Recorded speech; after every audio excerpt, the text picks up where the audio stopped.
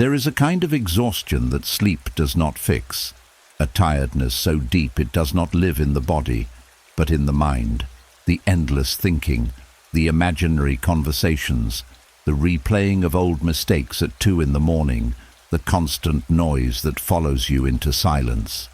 Even when the world finally becomes quiet, your mind does not. It keeps talking, keeps warning, keeps remembering, keeps pulling you away from peace.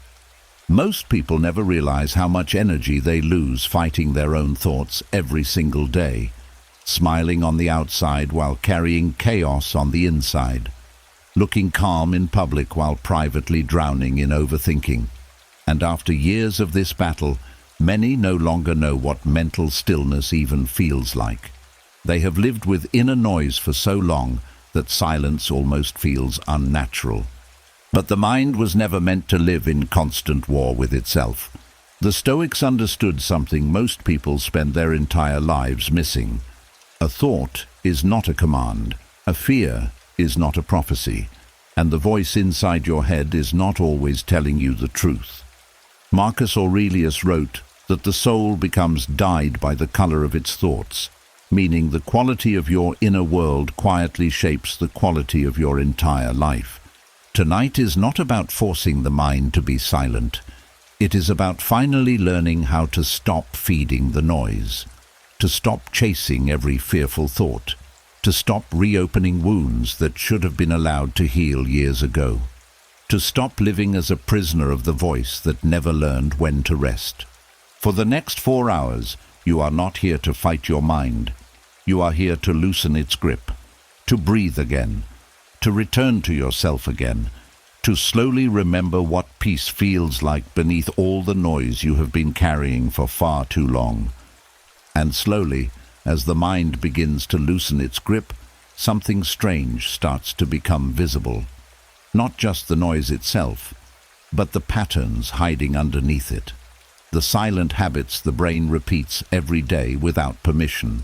The stories it creates, the arguments it rehearses, the conversations it invents long before reality ever arrives.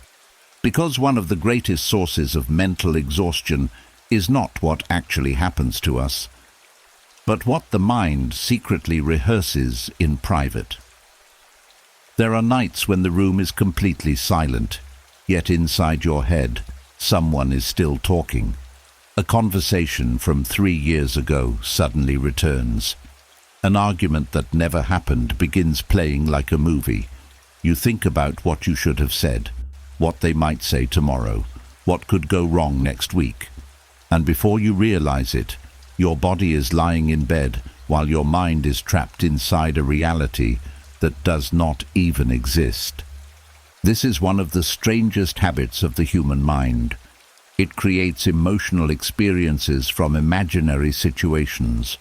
The body reacts as if the danger is real even when nothing is happening at all.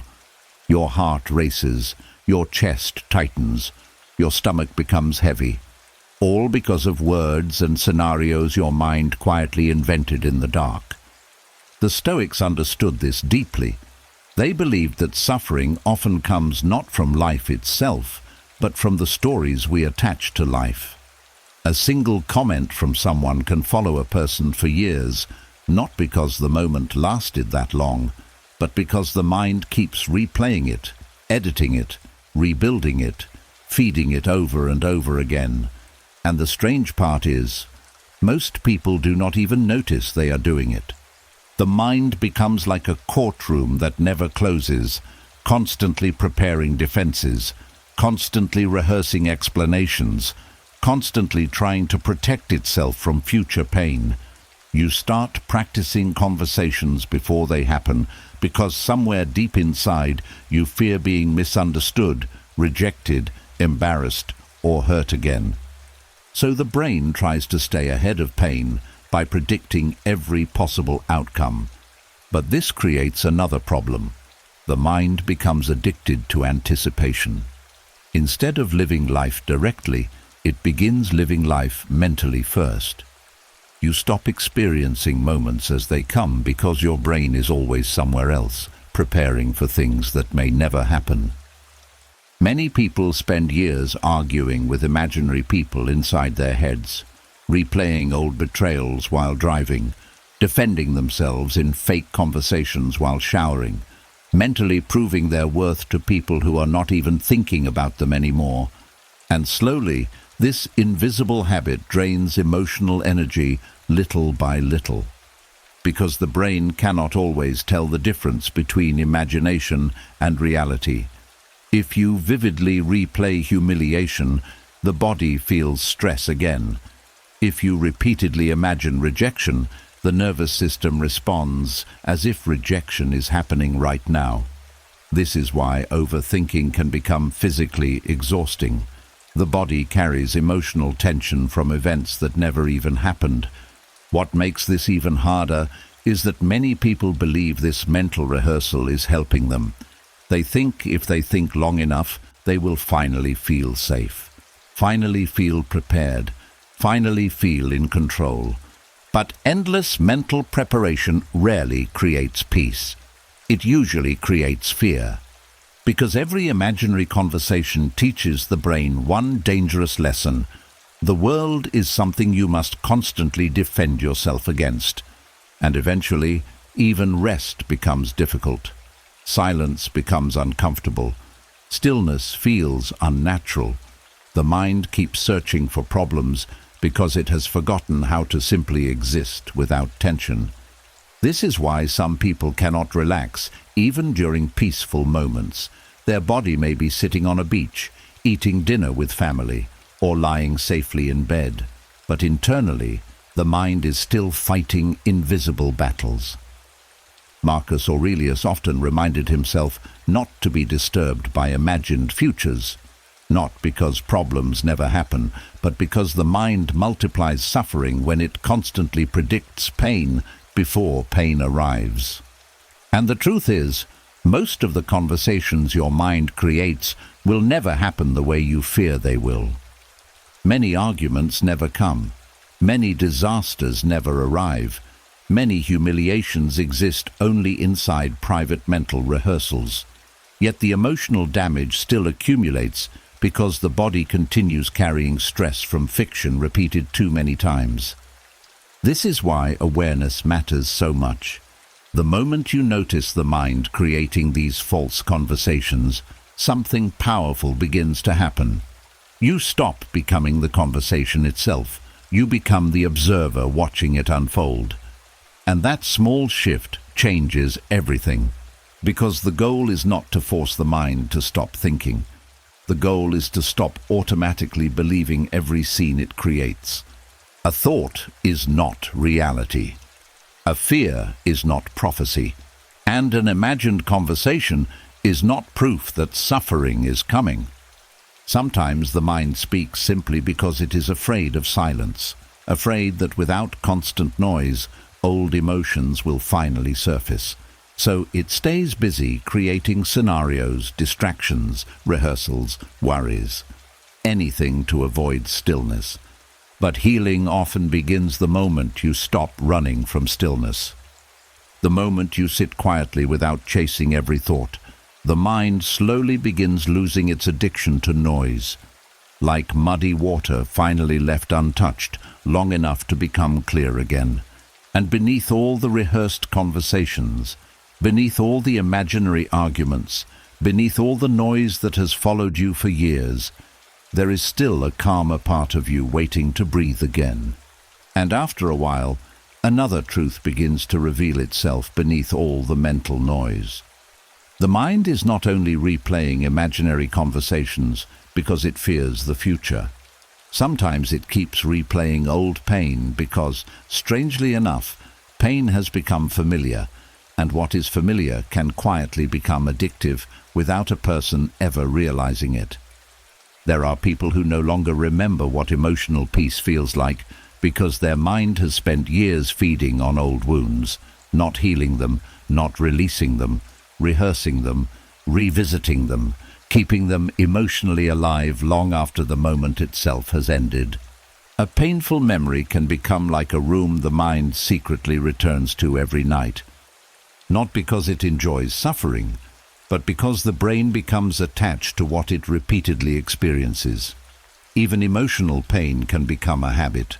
The mind starts replaying betrayal, embarrassment, rejection, heartbreak, failure, or regret so often that these emotions begin to feel like part of a person's identity.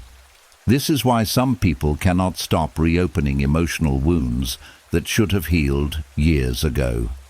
The memory becomes emotionally charged. The brain keeps touching it like a loose tooth, even when it hurts every single time. And the strange thing is, most people think they are searching for closure when they replay pain. But often, they are searching for control.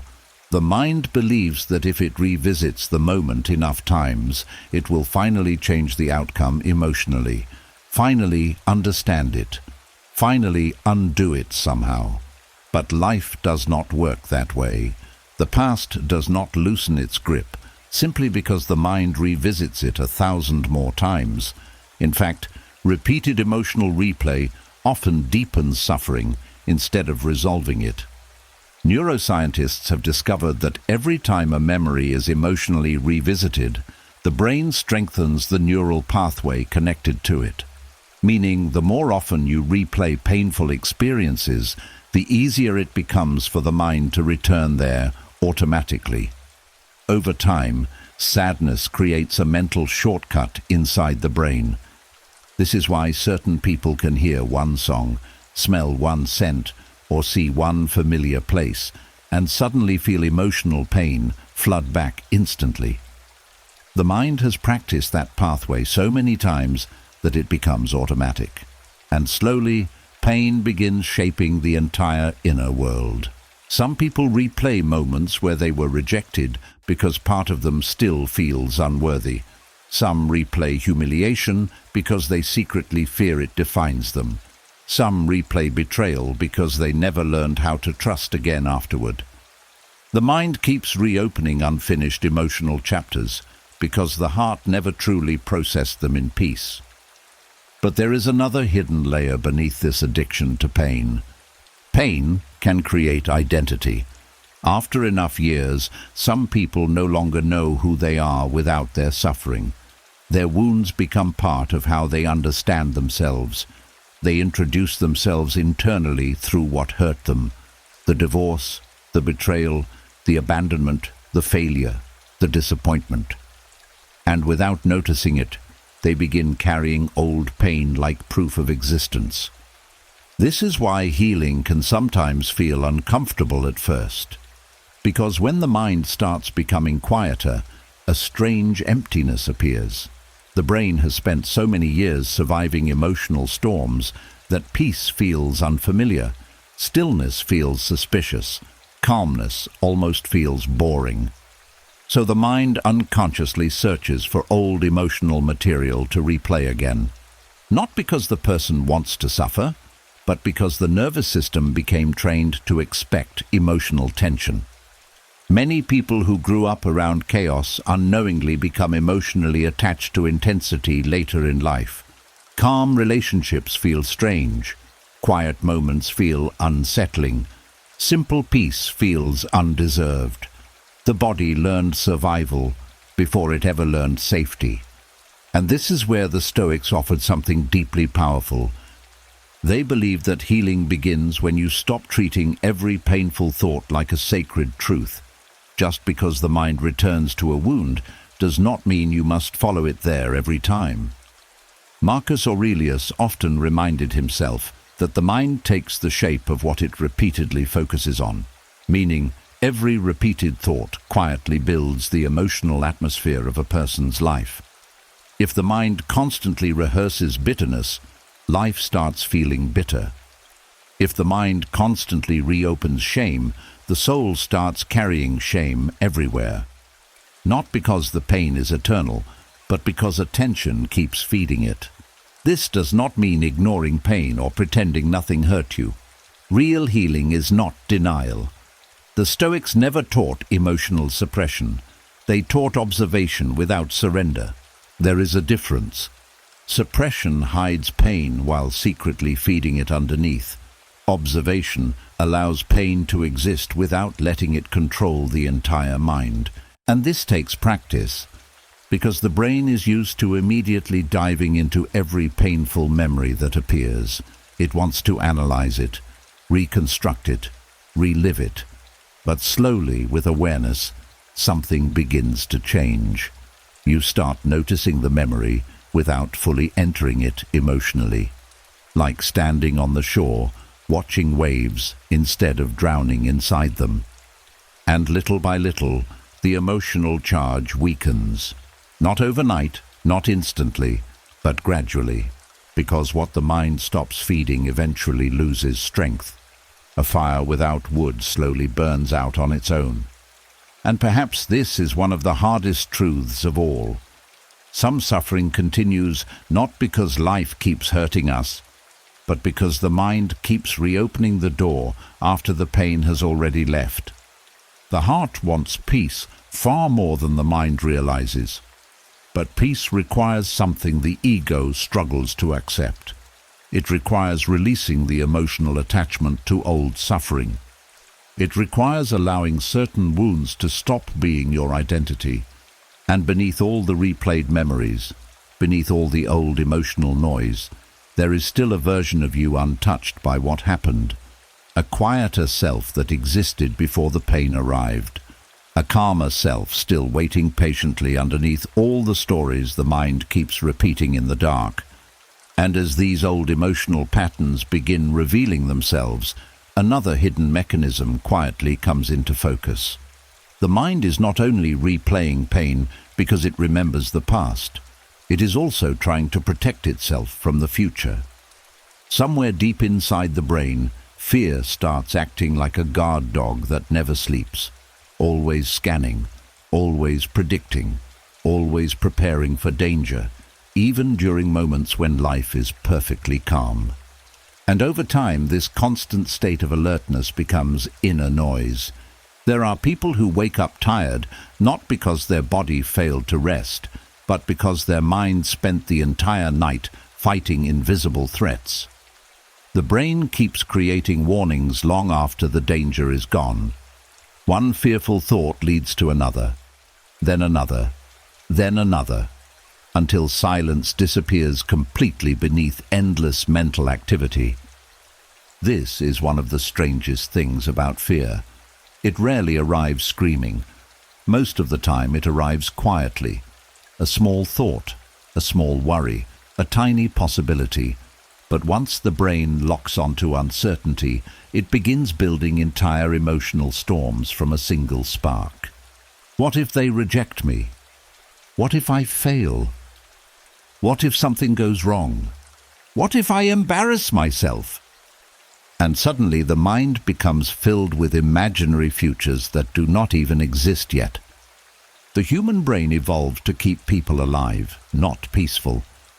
Thousands of years ago, staying alert helped humans survive real physical danger. The brain learned to constantly scan for threats because missing danger could mean death. But the modern mind still carries this ancient survival system, even when most dangers today are emotional instead of physical. Now the brain scans for social rejection instead of wild animals. It fears humiliation instead of predators. It fears uncertainty, failure, loneliness, judgment, abandonment. And because emotional pain feels deeply threatening to the nervous system, the brain reacts as if these fears are emergencies that must be solved immediately. This is why fear creates so much mental noise. The brain believes thinking equals protection. So it keeps analyzing every possible outcome. It keeps preparing for conversations that have not happened. It keeps searching for hidden problems inside peaceful moments. It keeps imagining worst-case scenarios because it believes preparation will prevent suffering. But excessive fear does not create clarity. It creates exhaustion. The mind becomes trapped in survival mode, even when no immediate danger exists. Some people become so used to anticipating problems that calmness itself starts feeling suspicious. If life becomes too peaceful, The brain wonders what disaster is hiding around the corner. And this is where fear quietly steals joy from people's lives. A person may finally achieve something they once dreamed about, yet the mind immediately searches for what could go wrong next. Someone may genuinely love them, yet fear keeps whispering that abandonment is coming eventually.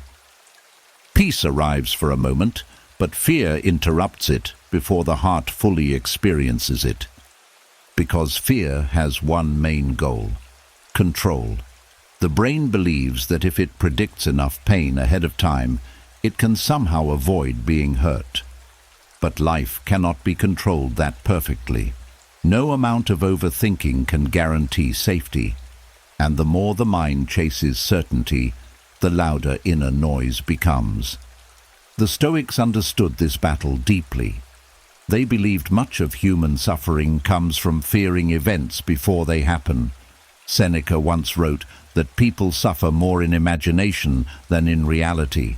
And for many, this becomes painfully true. A person can spend weeks fearing a conversation that lasts only 5 minutes. They can lose sleep over a future event that never even happens. They can emotionally experience failure hundreds of times inside the mind before ever taking one real action. Fear multiplies suffering by forcing the body to experience imaginary pain repeatedly. And the hardest part is that fear often disguises itself as responsibility. People think they are being careful, wise, prepared, or realistic. But underneath all the thinking is often one frightened part of the mind, desperately trying to avoid uncertainty. This creates constant mental tension. The body tightens. Breathing becomes shallow. Sleep becomes lighter. The nervous system stays alert even during rest. And slowly, fear turns the mind into a crowded room where thoughts never stop speaking. Some people have lived inside this internal noise for so many years that they no longer notice how deeply fear controls their daily life. It shapes decisions quietly. It stops risks. It limits connection. It creates hesitation. It convinces people to stay emotionally small because small feels safer. But safety is not always peace. Sometimes fear creates the very prison it is trying to avoid. A person afraid of rejection may avoid vulnerability completely and end up lonely. A person terrified of failure may never pursue their real purpose and end up full of regret. A person constantly protecting themselves emotionally may slowly lose the ability to feel fully alive. Fear promises protection while quietly stealing freedom. And yet, the goal is not to destroy fear completely. Fear is part of being human. Even the Stoics did not seek to become emotionless. They sought to stop fear from ruling the mind. There is a difference between feeling fear and obeying it. One is natural. The other becomes imprisonment. The moment you begin observing fear instead of automatically believing it, inner space begins to open again. You start noticing that not every fearful thought deserves attention. Not every worst-case scenario deserves emotional energy. Not every internal warning is truth. Sometimes the mind simply produces noise because it has practiced fear for too long. And slowly, with patience, the nervous system can relearn calmness. The brain can relearn safety. The heart can relearn stillness. Not through force, not through fighting every thought, but through awareness, through presence, through refusing to feed every fearful story the mind creates. Because beneath all the noise, fear has built inside you. There is still a quieter place untouched by panic, a deeper part of you that does not need to predict every future in order to survive it. And beneath the fear, another exhausting habit quietly waits, one so common that many people spend years doing it without even realizing how much emotional energy it steals from them. The mind begins creating invisible arguments with people who are not even present. Entire battles unfold inside the head, while the outside world remains completely silent. A person can be driving to work while mentally defending themselves against criticism that never came, sitting in a quiet room while internally replaying old conflicts from years ago, taking a shower while arguing with someone who is peacefully asleep somewhere else, completely unaware that the conversation is still happening inside another person's mind. And slowly, the mind becomes a place where conflict never truly ends. There are people who carry arguments for decades. Not outwardly, internally. The body moves forward through life, but mentally they are still standing in old moments, trying to prove something, trying to be understood, trying to win emotional battles that reality already left behind long ago. This is one of the hidden reasons the mind becomes so noisy. It keeps searching for emotional resolution through imaginary conversations. The brain starts rewriting scenes. You should have said this. They were wrong for saying that. If they say this next time, I'll respond differently. And before long, one thought turns into a full emotional courtroom inside the mind. The strange part is that these internal arguments often feel justified. The brain convinces itself it is solving something important, protecting dignity, preparing defenses, reclaiming power. But most of the time, the argument changes nothing except the emotional state of the person replaying it. The other person moves on with their life, while the mind keeps reliving the emotional weight alone, and the body pays the price. The nervous system reacts to imagined conflict almost the same way it reacts to real conflict. Muscles tighten, breathing changes, stress hormones rise, the heart speeds up. Even though no actual danger is present, the body enters emotional combat mode simply because the mind recreated tension internally. This is why some people feel emotionally drained after spending hours alone with their thoughts. They were not resting mentally. They were fighting invisible wars. What makes this habit even more dangerous is that it slowly changes how a person sees the world. The brain begins expecting conflict everywhere. Neutral situations start feeling threatening. Conversations become mentally exhausting before they even begin, because the mind is already preparing defenses in advance. This creates emotional isolation. A person may smile outwardly while internally carrying constant frustration, resentment, or emotional tension. Over time, this invisible conflict can make trust more difficult. Relationships begin feeling emotionally unsafe because the mind is always anticipating future hurt. And often, these internal arguments are not really about the other person at all. They are about unresolved emotional wounds underneath. Sometimes the mind argues because it still feels unseen. Sometimes it argues because it never felt respected. Sometimes it argues because deep down there is still pain connected to rejection, shame, betrayal, or helplessness. The imaginary conflict becomes an attempt to emotionally rewrite moments where the person once felt powerless. But the mind cannot heal through endless resistance. The Stoics believed that constantly fighting reality internally creates suffering that never ends. Epictetus taught that people are disturbed not by events themselves, but by the judgments they attach to them. Meaning two people can experience the exact same situation while only one continues carrying emotional war inside long afterward. And this is important to understand. Not every conflict deserves permanent residency inside your mind. Some people will misunderstand you. Some people will judge you unfairly. Some conversations will end without closure.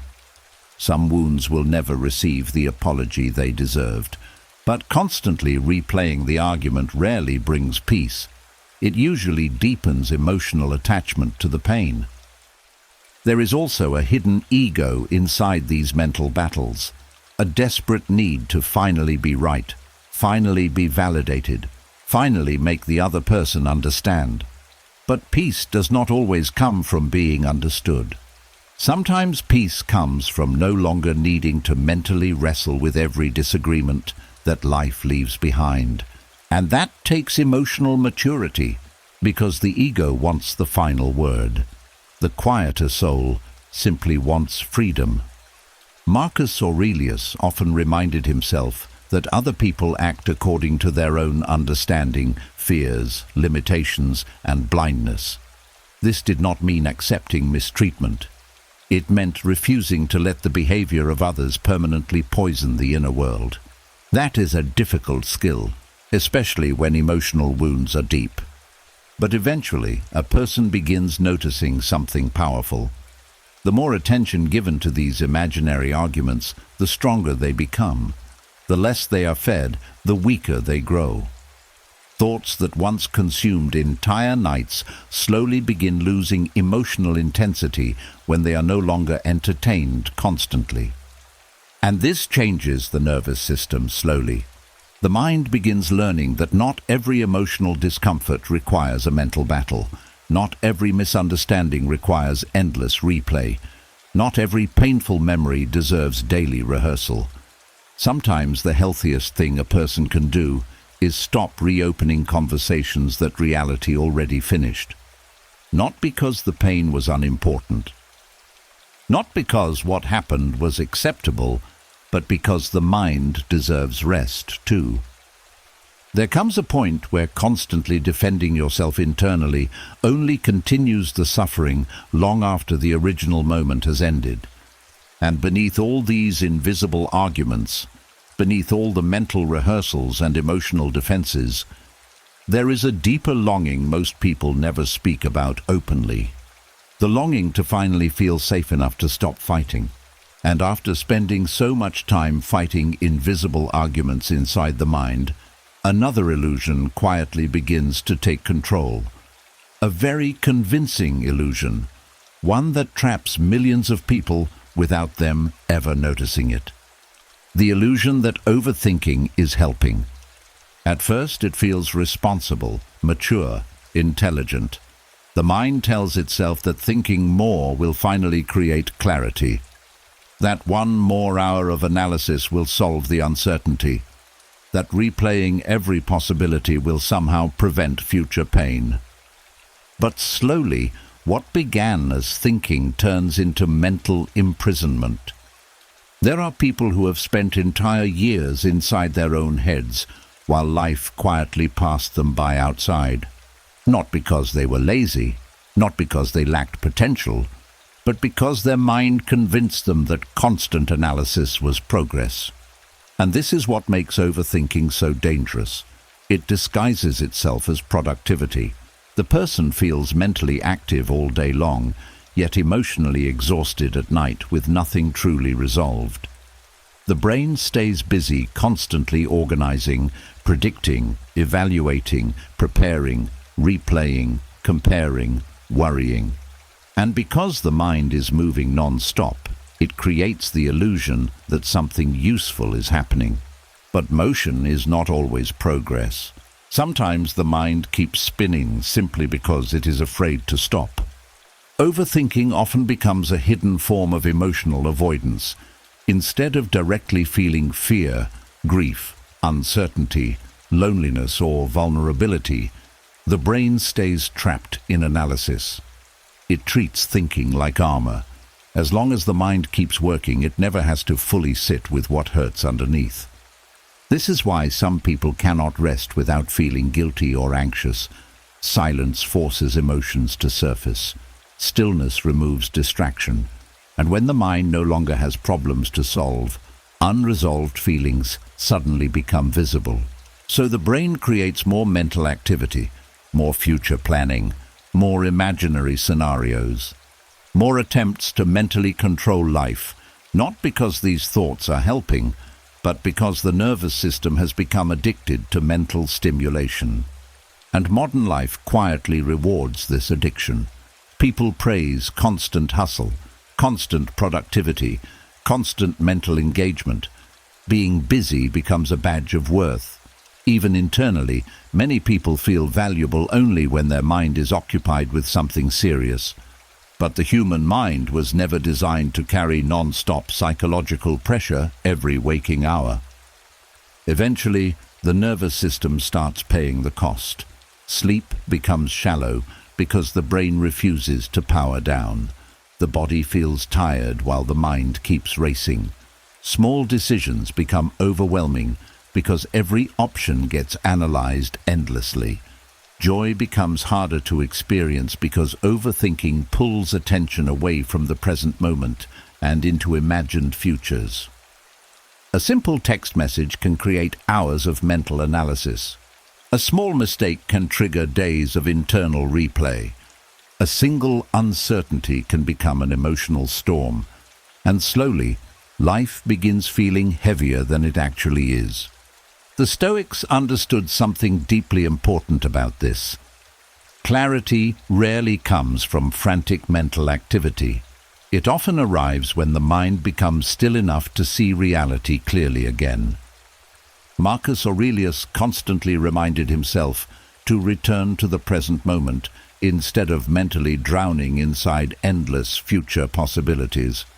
Because overthinking creates the illusion that the future can be fully controlled if analyzed enough. But life refuses complete control. No amount of thinking can guarantee perfect outcomes. No amount of mental rehearsal can remove all uncertainty. And this becomes terrifying for the overactive mind to accept. Because overthinking is often rooted in fear disguised as preparation.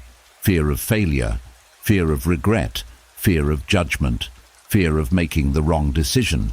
The brain keeps searching for the perfect answer because it believes perfection will finally create emotional safety. But perfection never arrives, so the thinking continues. And the more the brain overthinks, the harder it becomes to trust simple action. Decisions feel dangerous, movement feels risky. Even small choices become emotionally loaded because the mind keeps imagining all the ways things could go wrong. This is why chronic overthinkers often feel stuck in life. Not because they lack intelligence, but because excessive thinking disconnects them from inner trust. The mind starts demanding certainty before action. But certainty is something life rarely gives. And meanwhile, opportunities quietly pass by while the brain remains trapped inside endless mental calculations. There is also another hidden danger inside overthinking. It slowly trains the mind to believe peace must be earned through solving everything first. I'll relax after I figure this out. I'll feel calm once I know what will happen. I'll rest when everything is finally under control. But there will always be another uncertainty waiting afterward, another problem, another unknown future. Peace built on total control can never last, because life itself is unpredictable. This is why so many people secretly feel exhausted even during moments of success. Their mind never learned how to stop searching for problems, and eventually, the brain forgets how to simply be present. A sunset becomes background noise because the mind is elsewhere. A family dinner becomes mentally interrupted by worries. A peaceful evening becomes another opportunity for analysis. The body remains in the present, while the mind lives somewhere far away. But healing begins when a person finally notices this pattern clearly. The moment you realize that non-stop thinking is not the same as wisdom, something inside starts loosening. You begin understanding that some thoughts are not solving problems at all. They are simply feeding anxiety in circles. And slowly, a new kind of strength begins emerging. The strength to pause. The strength to breathe before mentally spiraling. The strength to let uncertainty exist without immediately trying to conquer it. This does not mean becoming careless. It means learning that peace is not found through endless mental control. It is found through learning when to stop feeding the noise. Because beneath all the overthinking, beneath all the analysis and emotional pressure, There is still a quieter intelligence inside you, a calmer part that already understands something the fearful mind keeps forgetting. Not every problem must be solved tonight in order for you to deserve peace now. And little by little, another truth begins revealing itself beneath all the overthinking. The mind was never meant to remain in constant motion without rest. Just like the body breaks down without sleep, the inner world slowly weakens when it never experiences true stillness. But most people never notice this happening because mental noise has become normal. The moment silence appears, the brain immediately fills it. A phone gets checked, a distraction gets opened, music starts playing, thoughts begin racing, worries enter, plans appear, memories return. The mind keeps moving because stillness feels unfamiliar, almost uncomfortable, and over time, this constant inner activity creates a silent psychological exhaustion that many people carry for years without understanding where it came from. There are people who feel emotionally tired every single day, even when they are doing nothing. Their body may not be physically working hard, but internally, the mind never stops. Thoughts continue from morning until night, like a machine that forgot how to power down. And eventually, the nervous system begins paying the price. When the mind never becomes still, the brain stays trapped in low levels of stress almost constantly. The body remains alert, even during safe moments.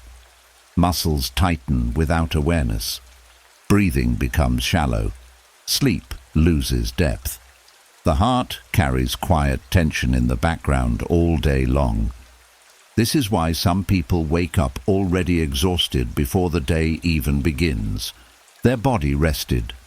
Their mind did not. Stillness is not laziness. It is recovery.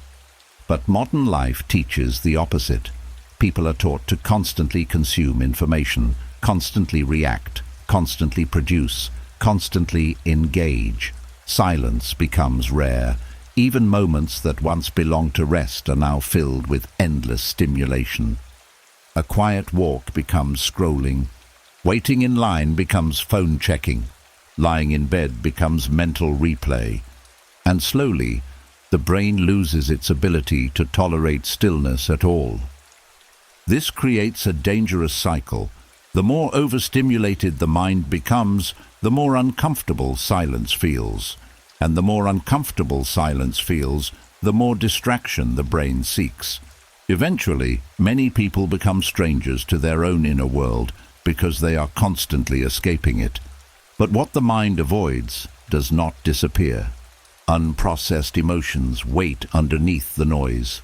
Grief waits there. Fear waits there. Loneliness waits there. Old wounds wait there.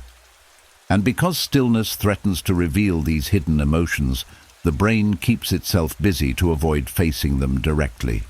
This is why some people cannot sit quietly for even a few minutes without becoming restless. The moment external noise disappears, internal noise becomes louder. Thoughts rush in immediately because the nervous system has been trained to fear emotional stillness. The Stoics understood this deeply. They believed a person who cannot sit peacefully with themselves becomes controlled by everything outside themselves. External events gain power because the inner world never learned stability.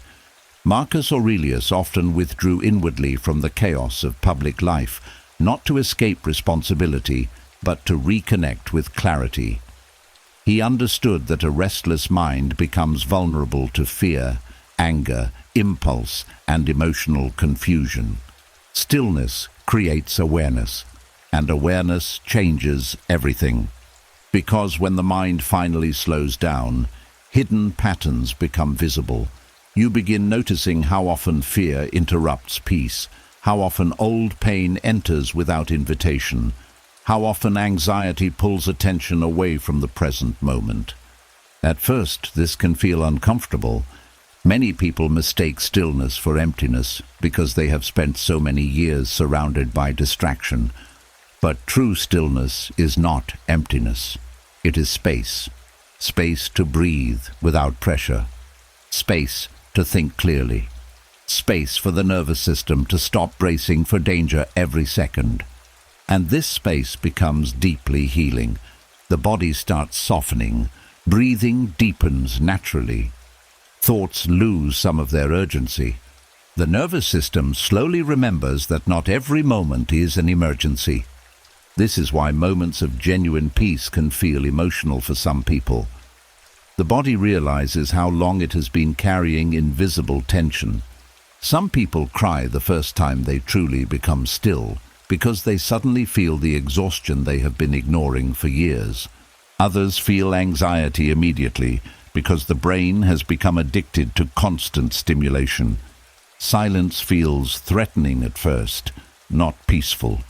But if a person stays with stillness gently instead of running from it, something beautiful slowly begins happening. The mind starts unclenching, not instantly, not perfectly, but gradually. Thoughts continue appearing, but they lose some of their control. Emotional reactions slow down. Small moments become easier to appreciate again. The present moment becomes visible instead of constantly interrupted by mental noise. A quiet cup of coffee feels calming again. A sunset becomes noticeable again. A conversation becomes fully heard again. Life slowly returns from the background. And perhaps this is one of the greatest hidden costs of never being mentally still. A person can spend years physically alive while emotionally disconnected from the life happening directly in front of them. The mind becomes so crowded that reality itself starts passing unnoticed. But beneath all the noise, beneath all the endless stimulation and internal movement, there is still a calmer place inside you that has not disappeared. It has simply been buried beneath too much mental activity for too long. And the beautiful thing is this: the mind can relearn stillness, the nervous system can relearn peace, the soul can relearn rest. Not by forcing silence, not by fighting every thought, but by slowly creating enough inner space for the noise to settle on its own, like muddy water finally becoming clear when it is no longer constantly disturbed. And as the mind slowly becomes quieter, another hidden source of inner noise finally begins to reveal itself. Because not all thoughts begin in adulthood. Some of the loudest voices inside people were planted long before they even understood who they were. Many adults are still carrying the emotional echoes of words spoken to them as children. A harsh comment, a constant correction, a parent who was never satisfied, a teacher who embarrassed them, a home where love felt conditional. At the time, the child may not have understood what was happening internally, but the nervous system remembered. The brain absorbed every repeated message quietly, especially during moments of fear, shame, or emotional vulnerability. And slowly, those outside voices became an inside voice.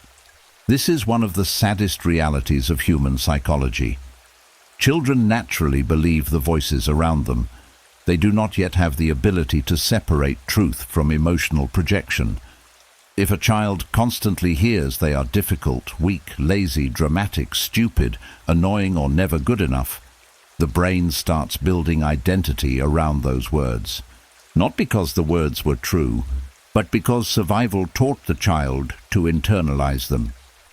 A child depends emotionally on caregivers for safety, belonging, and love. So when criticism becomes constant, the nervous system begins adapting around it. The child learns to monitor themselves constantly, to overthink, to anticipate judgment, to fear mistakes, to become emotionally hyper-aware. And years later, the adult still carries this invisible tension without realizing where it came from.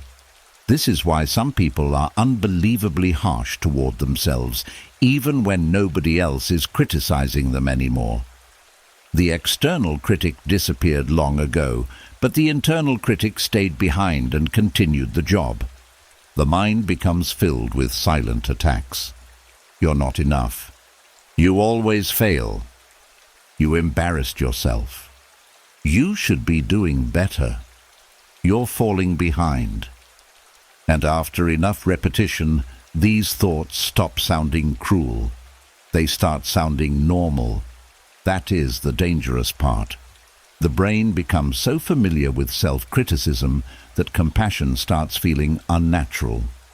Some people genuinely feel uncomfortable speaking kindly to themselves because harshness became emotionally familiar during childhood. Love may have been tied to achievement. Attention may have come only through perfection. Mistakes may have been punished emotionally. So the nervous system learned one painful lesson very early. If I criticize myself first, maybe I can protect myself from being hurt by others. And this survival strategy quietly follows people into adulthood. Perfectionism grows from it. Overthinking grows from it. Fear of judgment grows from it. People-pleasing grows from it. The adult keeps trying to earn internally what the child never fully felt emotionally safe receiving: approval, worth, acceptance, rest. This is why some people accomplish incredible things yet still feel internally inadequate. The wound was never truly about achievement. It was about emotional safety. No accomplishment can permanently silence a voice that was built through years of fear and criticism, because the real wound lives deeper than performance. The Stoics understood that much of human suffering comes from unconscious beliefs carried inside the mind. Marcus Aurelius often reminded himself not to become enslaved by external opinions. But for many people, the hardest opinions to escape are the ones already living inside them, especially when those voices arrived early in life. And the strange thing is, many parents or authority figures who created these wounds were carrying their own unresolved pain too. Some criticized because they themselves were criticized. Some projected fear because fear ruled their own lives. Some confused emotional harshness with strength because tenderness was never modeled for them either. Pain often travels through generations silently, not through evil intentions, through unconscious repetition. This does not excuse emotional harm, but understanding this helps loosen the shame many people carry. The voice inside your head was not created because you were broken. It was shaped slowly through years of emotional conditioning. And what was conditioned can slowly be unlearned too. But healing this voice requires patience, because the inner critic often believes it is protecting you. It thinks constant pressure prevents failure. It thinks harshness creates improvement. It thinks anxiety keeps you safe. So when a person first begins practicing self-compassion, the mind sometimes resists it strongly. Kindness feels weak. Rest feels undeserved. Gentleness feels unsafe. The nervous system became trained to survive through tension. But eventually, something powerful begins happening. A person starts noticing that the inner critic never actually created peace. It only created exhaustion. No matter how much pressure it applied, fear always returned afterward, because fear cannot heal fear. A wounded mind does not become healthier through constant self-attack. And slowly, another voice begins emerging underneath the old one, a quieter voice, a calmer one, not loud, not dramatic, but steady, a voice that says, "You are allowed to be human.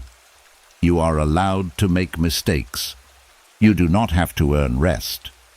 You do not have to destroy yourself to deserve love." At first, this voice may feel unfamiliar, weak even. But the more awareness grows, the more the old conditioning begins losing some of its grip. And perhaps this is one of the deepest forms of healing a person can experience. Not becoming perfect, not eliminating every painful thought, but finally learning how to stop speaking to yourself with the same cruelty that once wounded you in the first place. Because beneath all the criticism, beneath all the pressure and internal fear, there is still a part of you that was never broken.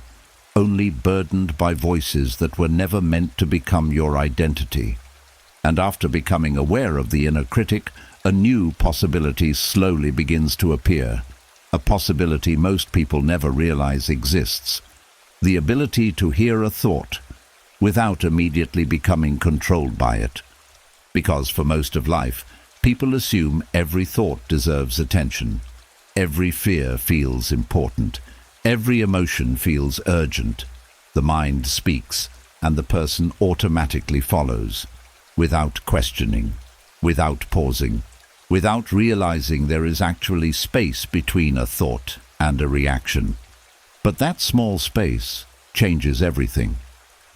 There is a moment, usually very quiet at first, when a person suddenly notices something strange. The mind is speaking, but they are also watching it speak. A fearful thought appears, yet another deeper part remains aware of it without drowning inside it completely. And this is where true inner freedom quietly begins. Most people live their entire lives fused with their thoughts. If the mind says, "You're failing," they believe it immediately. If the mind says, "Something terrible is coming," the body reacts instantly. Thoughts become commands instead of passing mental events. But thoughts are not facts. The Stoics understood this thousands of years ago. They believed the mind constantly produces impressions, fears, judgments, and emotional reactions automatically. But wisdom comes from learning which thoughts deserve agreement and which thoughts should simply be observed without surrender. This is an incredibly rare skill, because the modern mind is trained for reaction, not observation. A negative thought appears, and within seconds the nervous system tightens. Anxiety grows, the imagination spirals. One small fear becomes 10 more. And before long, the person is emotionally suffering over a reality that may not even exist. All because the thought was obeyed automatically. But observing thoughts changes the relationship completely. Instead of saying, "I am anxious," a person begins noticing, "Anxiety is appearing inside me right now." Instead of saying, "I am worthless," they notice, "The mind is producing self-critical thoughts again." This may sound small, but psychologically it is enormous. Because awareness creates separation, and separation weakens emotional control. The mind can still produce noise, but the person no longer gets pulled into every storm immediately. Thoughts continue arriving, but they lose some of their authority. This is similar to sitting beside a busy road watching cars pass. Most people run into traffic chasing every thought that appears. Observation teaches you to remain seated while thoughts move by without needing your participation every single time. At first, this feels unnatural. The brain is deeply conditioned to react automatically. Fear wants immediate attention. Anger wants immediate expression. Shame wants immediate identification. The mind keeps trying to convince you that every emotional signal is urgent. But not every thought deserves obedience. Some thoughts are simply emotional echoes from old conditioning. Some are fear speaking. Some are exhaustion speaking. Some are insecurity replaying old wounds. And some thoughts are nothing more than temporary mental noise passing through the nervous system. This becomes deeply important during difficult emotional moments. A person may suddenly think, "I'll never be enough." In the past, that thought may have controlled the entire evening. The body would tighten, sadness would deepen, old memories would surface, the mind would start gathering evidence to support the belief. But observation interrupts this cycle. Instead of automatically following the thought, the person notices it gently. There's that old fear again.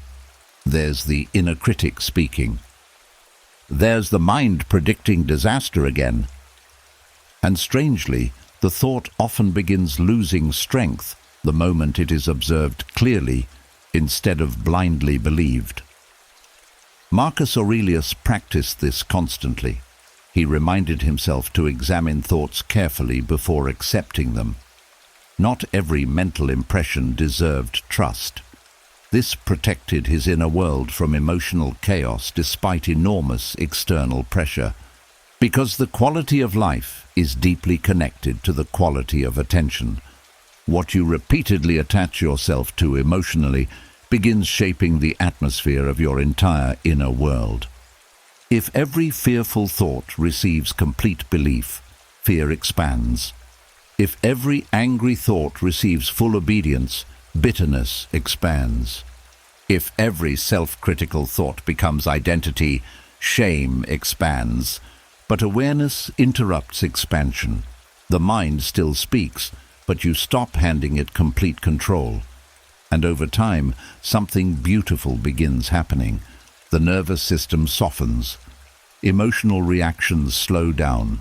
Thoughts become less frightening because you realize they are constantly changing anyway.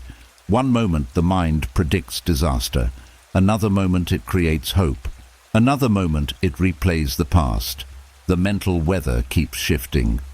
And slowly, you stop treating every passing cloud like permanent reality. This does not mean becoming emotionless or detached from life.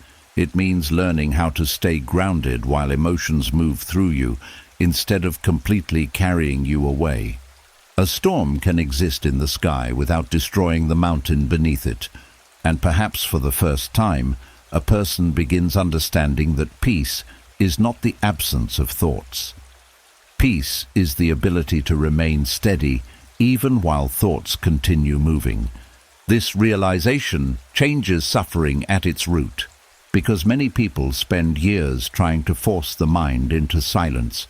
They fight thoughts aggressively. They fear negative emotions. They panic whenever anxiety appears. But resistance often strengthens the very thing they are trying to escape. Observation creates a different relationship, gentler, wiser, more spacious. A fearful thought appears and passes. An old memory appears and passes.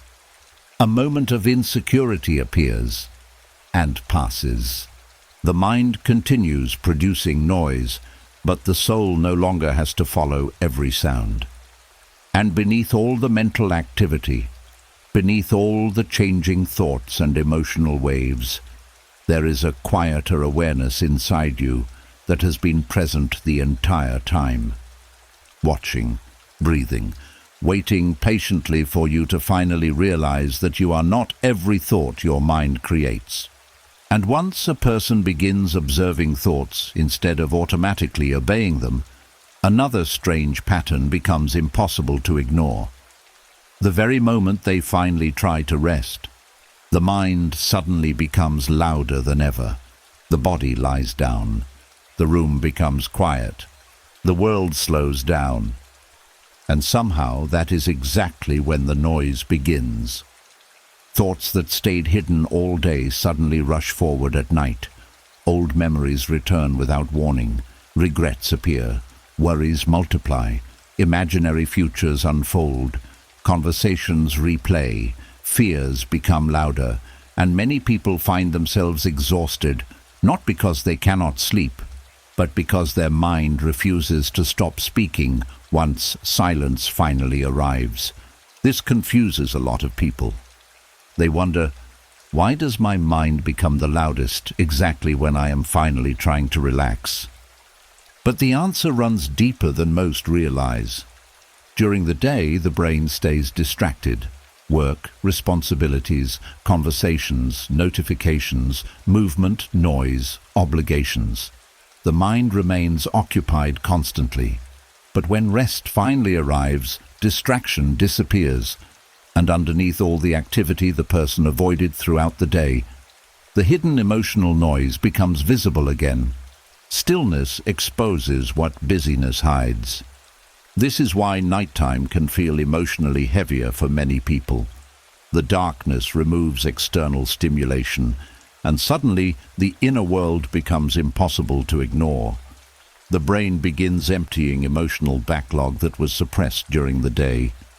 Unfinished emotions rise. Unprocessed stress rises, fear rises, loneliness rises, old wounds rise. And because the nervous system is no longer distracted, every thought suddenly feels louder than before. The brain also becomes more emotionally vulnerable at night because exhaustion weakens psychological defenses. During the day, logic and activity help stabilize attention, but late at night, when the body is tired, emotional thoughts gain more power. Small worries start feeling enormous. Temporary sadness begins sounding permanent. Fearful thoughts feel more believable in darkness. This is why problems often feel unbearable at 2 in the morning, but manageable again by sunrise. The mind changes when exhausted, and yet many people unknowingly make this nighttime noise even stronger. The moment uncomfortable thoughts appear, they panic internally. They start fighting the thoughts aggressively, trying to force silence, trying to fix every feeling before sleeping. But resistance feeds mental activity. The more the mind tries to force calmness, the more tension grows. It becomes like trying to smooth water using your hands. The harder you push, the more disturbance you create. The Stoics understood that inner peace cannot be forced through struggle. A restless mind becomes quieter not through aggression, but through gentle awareness and non-resistance. Marcus Aurelius often reflected during quiet moments because he understood something important. Silence reveals the condition of the inner world. If the mind becomes chaotic during stillness, the noise was already there beneath the surface all along. Night simply removes distraction enough for you to finally hear it. There is also another hidden reason the mind speaks loudly during rest. The brain is trying to solve unresolved emotional tension before vulnerability increases through sleep. From a survival perspective, the nervous system wants safety before fully relaxing. So if emotional stress remains unresolved, the mind keeps scanning for solutions instead of powering down peacefully. This is why people often replay awkward moments before bed, or suddenly remember embarrassing memories from 10 years ago. The brain searches unfinished emotional material, trying to create psychological closure. But closure rarely arrives through endless mental replay. In fact, the more exhausted the brain becomes, the less rational the thoughts often are. Fear grows larger. Self-criticism becomes harsher. Catastrophic thinking becomes easier. The mind loses perspective when overwhelmed by fatigue. And slowly, rest itself starts feeling stressful. Some people become afraid of nighttime because they know what waits for them there. Silence, stillness, their own thoughts. So they keep themselves stimulated constantly to avoid the experience. Television until exhaustion.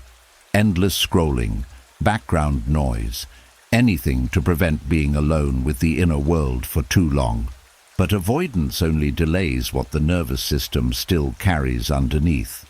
Healing begins when a person stops treating nighttime thoughts like enemies. Not every thought that appears in darkness deserves belief.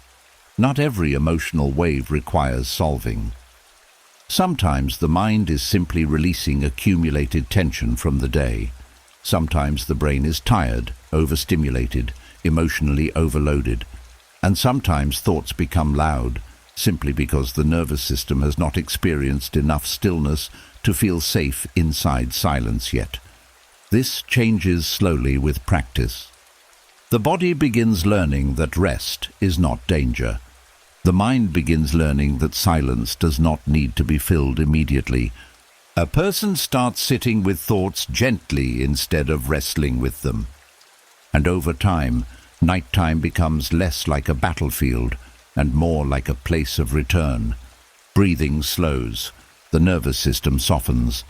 Thoughts still appear, but they no longer control the entire emotional atmosphere, like distant waves instead of drowning water.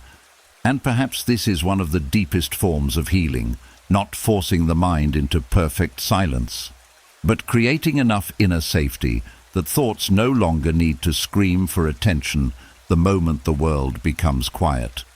Because beneath all the nighttime noise, beneath all the mental replay and emotional tension, there is still a calmer part of you that does not fear rest.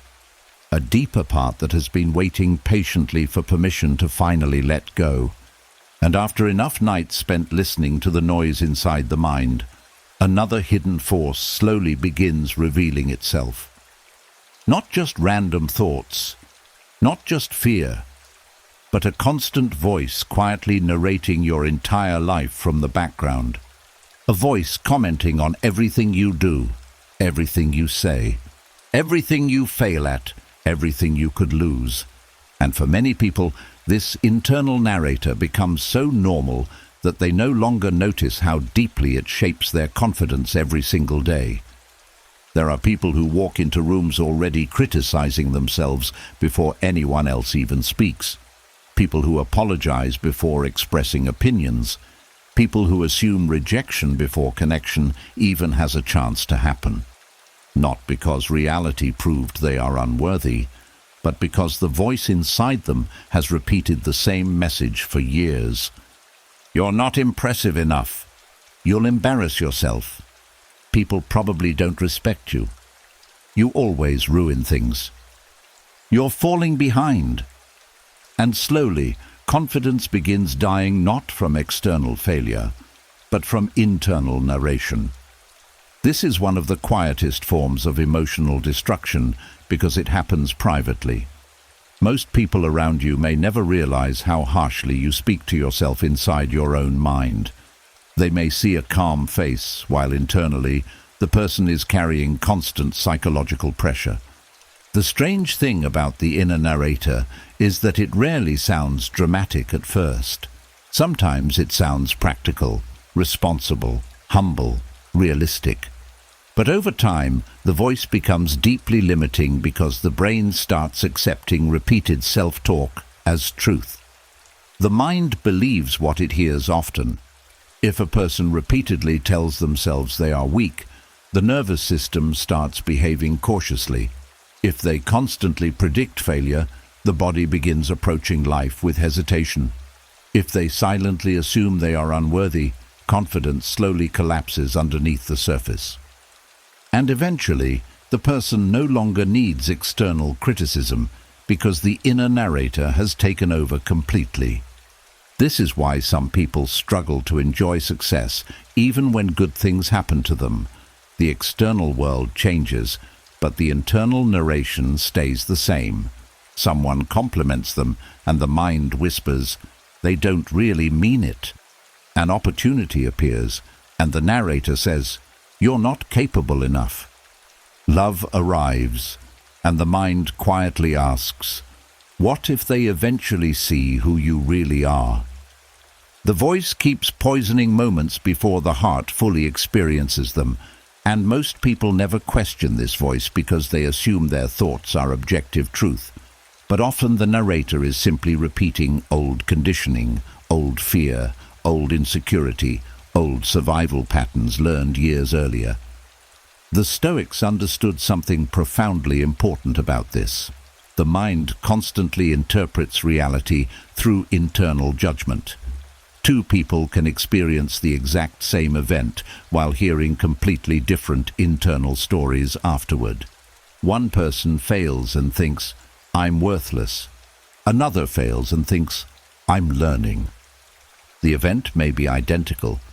The inner narration changes the emotional outcome entirely. This is why Marcus Aurelius constantly examined his own thoughts carefully. He knew the mind could become either a prison or a source of strength, depending on what it repeatedly rehearsed internally. Because confidence is not only built through achievements, it is built through relationship with the self. A person who constantly attacks themselves internally slowly loses trust in their own presence. They begin shrinking emotionally, over-explaining, seeking approval excessively, doubting decisions, avoiding risks, staying silent even when they have something meaningful to say. The inner narrator quietly drains courage before life even begins, and over time, the nervous system starts expecting disappointment automatically. This creates something deeply painful. The person becomes disconnected from their natural confidence, not because confidence disappeared, but because fear and self-criticism became louder than their authentic voice. Children are not born hating themselves. That voice is learned gradually, through criticism, comparison, humiliation, repeated emotional fear. The narrator forms slowly through years of emotional experiences, and eventually the mind mistakes the voice for identity itself. But the narrator is not your true self. It is a conditioned mental pattern. And this realization changes everything, because the moment a person notices the narrator, instead of unconsciously obeying it, space begins opening again. They start hearing the harshness more clearly, the exaggeration, the constant negativity, the unfairness of the internal commentary. And for the first time, they begin questioning it. Is this actually true? Would I speak this way to someone I love?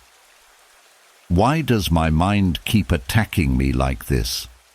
This awareness becomes the beginning of emotional freedom, not because the narrator disappears instantly, but because the person stops automatically surrendering to every sentence it speaks.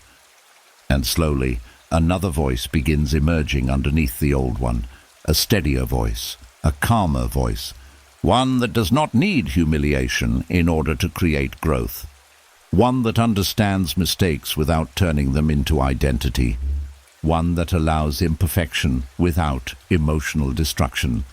This voice does not scream. That is why many people miss it at first.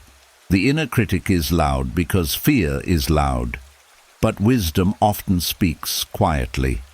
And over time, the nervous system begins changing in response to this gentler relationship with the self. Confidence starts returning naturally, not fake confidence built on ego or superiority, real confidence built on inner safety. The kind of confidence that no longer collapses every time life becomes uncertain. Because true confidence is not believing you will never fail. It is knowing your mind will no longer abandon you every time you do. And beneath all the harsh narration, beneath all the years of self-doubt and invisible pressure, there is still a version of you untouched by those fearful stories. A quieter self that never needed constant criticism in order to deserve love, rest, or belonging. And beneath the constant inner narration, another hidden burden quietly waits in the dark, one that many people have carried for so long they no longer even realize they are carrying it. Unfelt sadness, unspoken anger, buried grief. Emotions pushed down so deeply that the mind never truly got the chance to process them peacefully. During the day, suppression can look like strength. A person keeps functioning, keeps smiling, keeps working, keeps helping others, keeps saying, "I'm fine." But the body always remembers what the mind tries to bury. And eventually, the silence of night begins uncovering everything that was emotionally avoided during the day. This is why some people suddenly feel overwhelmed the moment they finally lie down at night. The room becomes quiet, distractions disappear, and all the emotions that were suppressed throughout the day begin rising to the surface at once. Not because the person is weak, because the nervous system is exhausted from holding everything in. Emotional suppression creates a strange kind of suffering. A person may stop expressing emotions outwardly, but internally, the emotional energy never fully disappears. It stays trapped inside the body and mind, waiting for release. Unspoken grief turns into heaviness. Unreleased anger turns into tension. Ignored fear turns into anxiety. Hidden sadness turns into emotional numbness. And because these emotions were never fully processed consciously, the mind begins expressing them indirectly through racing thoughts, restless nights, overthinking, irritability, or emotional exhaustion. The brain becomes chaotic because too much emotional weight is being carried silently underneath. This is one reason nighttime often becomes emotionally intense for many people. During the day, suppression requires constant energy. The mind stays focused on tasks, responsibilities, conversations, obligations. But once darkness arrives and the body slows down, emotional pressure starts leaking through the cracks. Memories suddenly appear. Old pain resurfaces. Random sadness enters without warning. The mind starts replaying things the heart never truly healed from. And sometimes people mistake this emotional flooding for being broken, when in reality the nervous system is simply trying to process emotions that were postponed for far too long. The Stoics understood that avoiding emotions completely does not create wisdom. It creates inner imbalance. True emotional strength was never about pretending nothing hurts. It was about learning how to face emotions without becoming consumed by them. But many people were never taught this. They were taught to suppress. Be strong. Stop crying. Get over it. Move on. Don't talk about it. And slowly, emotional survival became emotional silence. Some people became so disconnected from their feelings that they can no longer even identify what they are carrying internally. They only know they feel restless, overwhelmed, mentally noisy, emotionally tired. But underneath the chaos is often unprocessed emotion, asking to finally be acknowledged. The body speaks when the mouth stays silent too long. This is why emotional suppression often creates physical symptoms too. Tightness in the chest, jaw tension, chronic fatigue, headaches, shallow breathing, difficulty sleeping. The nervous system holds emotional pressure physically when emotions are not given healthy release, and eventually the mind becomes overloaded. A person may suddenly break down emotionally over something very small and not understand why.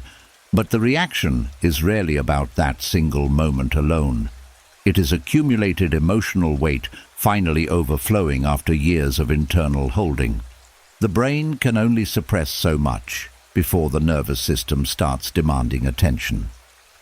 Marcus Aurelius often practiced emotional awareness privately, not emotional indulgence, awareness. He understood that ignored emotions do not disappear simply because they are hidden. They continue influencing the inner world silently underneath conscious thought. And perhaps one of the saddest parts of emotional suppression is this. Many people learn to abandon themselves emotionally long before anyone else abandoned them. They stopped listening to their own pain, stopped comforting themselves, stopped allowing softness, stopped allowing vulnerability. The inner world became a place where emotions were managed instead of understood. But healing begins when emotions are finally allowed to exist without shame. Sadness does not make you weak. Fear does not make you broken. Grief does not make you defective. Anger does not make you unlovable. Emotions are not enemies invading your mind. They are signals from the nervous system asking for attention, care, and release. And strangely enough, when emotions are finally acknowledged gently instead of suppressed aggressively, the mind often becomes quieter naturally. Because emotional chaos is sometimes the result of emotions fighting to finally be felt. A grieving heart forced into silence becomes mental noise. An exhausted soul forced to keep going becomes anxiety. A wounded nervous system forced into emotional numbness becomes restlessness. But when a person finally sits with their emotions honestly, without immediately judging or escaping them, something begins softening inside. The body exhales. The mind unclenches. The nervous system realizes it no longer has to scream for attention through endless thoughts. And slowly, the emotional storms that once appeared every night begin losing some of their force. Not because pain vanished instantly, but because the heart finally stopped being treated like a problem that needed hiding. And beneath all the suppressed emotion, beneath all the exhaustion and silent pressure, there is still a softer part of you waiting patiently to be heard instead of silenced. A human part that never needed perfection, only permission to finally feel without fear. And once emotional suppression begins loosening its grip, another exhausting pattern quietly reveals itself beneath the surface. The mind starts believing it can prevent pain by constantly preparing for disaster before disaster ever arrives. At first, this habit feels intelligent, careful, responsible.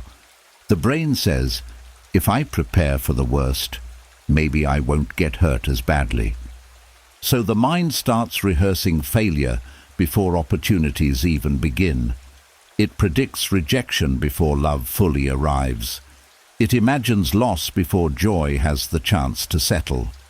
Every peaceful moment becomes mentally interrupted by warnings about what could eventually go wrong. And slowly, the nervous system forgets how to fully relax. This is one of the cruelest tricks fear plays on the human mind. It convinces people that constant worry is a form of protection. But most of the time it only creates suffering in advance. There are people who have emotionally lived through disasters that never actually happened. Their body carried stress for months over futures that never arrived. Their mind rehearsed heartbreak, humiliation, illness, abandonment, failure, tragedy, rejection, all while reality remained completely different. And yet the emotional exhaustion was real, because the brain reacts to imagined danger almost the same way it reacts to real danger. This is why chronic worrying feels so physically draining. The nervous system does not fully understand that the disaster exists only inside imagination. Stress hormones still rise, muscles still tighten, sleep still weakens. The body prepares for battle even when no actual threat exists in the present moment. And over time, this mental preparation becomes automatic. The mind begins scanning every situation for possible pain. A loved one does not answer quickly enough, and the brain imagines tragedy. A small mistake happens at work, and the mind predicts total failure. A relationship becomes meaningful, and fear starts preparing for abandonment before the connection even deepens. The nervous system stays emotionally braced against life itself. This creates a painful contradiction. The person wants peace deeply, but the mind believes peace is dangerous because lowering emotional defenses feels unsafe. So instead of resting in the present, the brain constantly lives ahead of reality, trying to predict pain before it arrives. The Stoics understood this pattern thousands of years ago. Seneca famously wrote that people suffer more in imagination than in reality. He saw clearly how the mind creates unnecessary suffering by mentally living inside feared futures before they exist. And this habit slowly steals life from people without them noticing. Because while the mind is busy preparing for future disasters, the present moment quietly disappears unnoticed. A peaceful dinner becomes interrupted by anxiety. A beautiful relationship becomes overshadowed by fear of loss. A quiet evening becomes mentally consumed by worst-case scenarios. The body remains physically present, but emotionally, the person is already suffering inside an imaginary future. And perhaps the saddest part is this: mentally preparing for disaster rarely reduces pain when hard things actually happen. Most painful events still hurt when they arrive, but excessive worrying guarantees one thing: the person suffers before the event, during the event, and sometimes long after it too. Fear multiplies suffering across time. This pattern often begins early in life, especially for people who grew up around unpredictability. If childhood felt emotionally unsafe, the nervous system learned to constantly anticipate danger. The brain became hyper-alert, because vigilance once helped survival, and years later, the adult still carries the same emotional survival system into ordinary life. The mind keeps asking, what if something goes wrong? What if I lose this? What if I can't handle it? What if everything falls apart? Underneath these thoughts is usually one deeper fear, the fear of helplessness. The brain believes that anticipating pain creates control, but life cannot be controlled perfectly, no matter how much mental preparation the mind performs. This becomes exhausting because uncertainty is part of being alive. No human being can predict every future outcome. No amount of overthinking can guarantee permanent safety. And eventually the nervous system becomes tired from trying to carry impossible responsibility. Marcus Aurelius constantly reminded himself to return attention to the present moment because he understood something important. The mind weakens itself when it lives too far ahead of reality. The future is often far less frightening than the imagination predicts. And even when difficult moments do arrive, human beings are usually stronger than fear allows them to believe beforehand. But fear never tells people that part. Fear only shows collapse. It rarely shows resilience. It rarely reminds people of all the painful things they already survived before. And slowly, a person begins underestimating their own ability to endure life while overestimating the danger of uncertainty itself. This is why healing requires learning how to exist without constantly mentally bracing for disaster. Not recklessly, not carelessly, but peacefully. A person starts allowing good moments to exist without immediately predicting their ending. They begin noticing fearful thoughts without automatically feeding them. They slowly teach the nervous system that safety does not come from constant anticipation. It comes from inner steadiness, because true peace is not the belief that nothing painful will ever happen again. True peace is trusting that you do not need to emotionally destroy yourself in advance, trying to prevent every possible future. And slowly, the mind begins loosening its grip. Breathing softens. The nervous system relaxes. Life starts feeling lighter because the soul is no longer carrying disasters that have not even arrived. And beneath all the fearful preparation, beneath all the mental rehearsals and imagined catastrophes, there is still a deeper part of you that knows something fear keeps forgetting. You were never meant to spend your entire life surviving futures that do not yet exist. And after spending so much time trapped inside fear, emotional replay, and endless mental preparation, another difficult truth slowly begins to surface. Some minds do not become noisy because they are weak. Sometimes they become noisy because they are deeply intelligent. And this creates a hidden kind of suffering many people never talk about openly. Highly intelligent people often live with minds that never fully switch off. Their brain notices everything: patterns, possibilities, risks, contradictions, emotional shifts, future outcomes, hidden meanings. The mind keeps connecting information constantly, even during moments meant for rest. What looks like deep thinking from the outside can quietly become relentless inner exhaustion on the inside. There are people who cannot simply experience a moment. They analyze it while living it. A conversation happens, and afterward the mind replays every detail. A small facial expression gets examined for hidden meaning. A future decision becomes mentally explored from every possible angle until the brain feels emotionally overloaded. And because intelligent minds often process information more deeply, they also tend to process pain more deeply.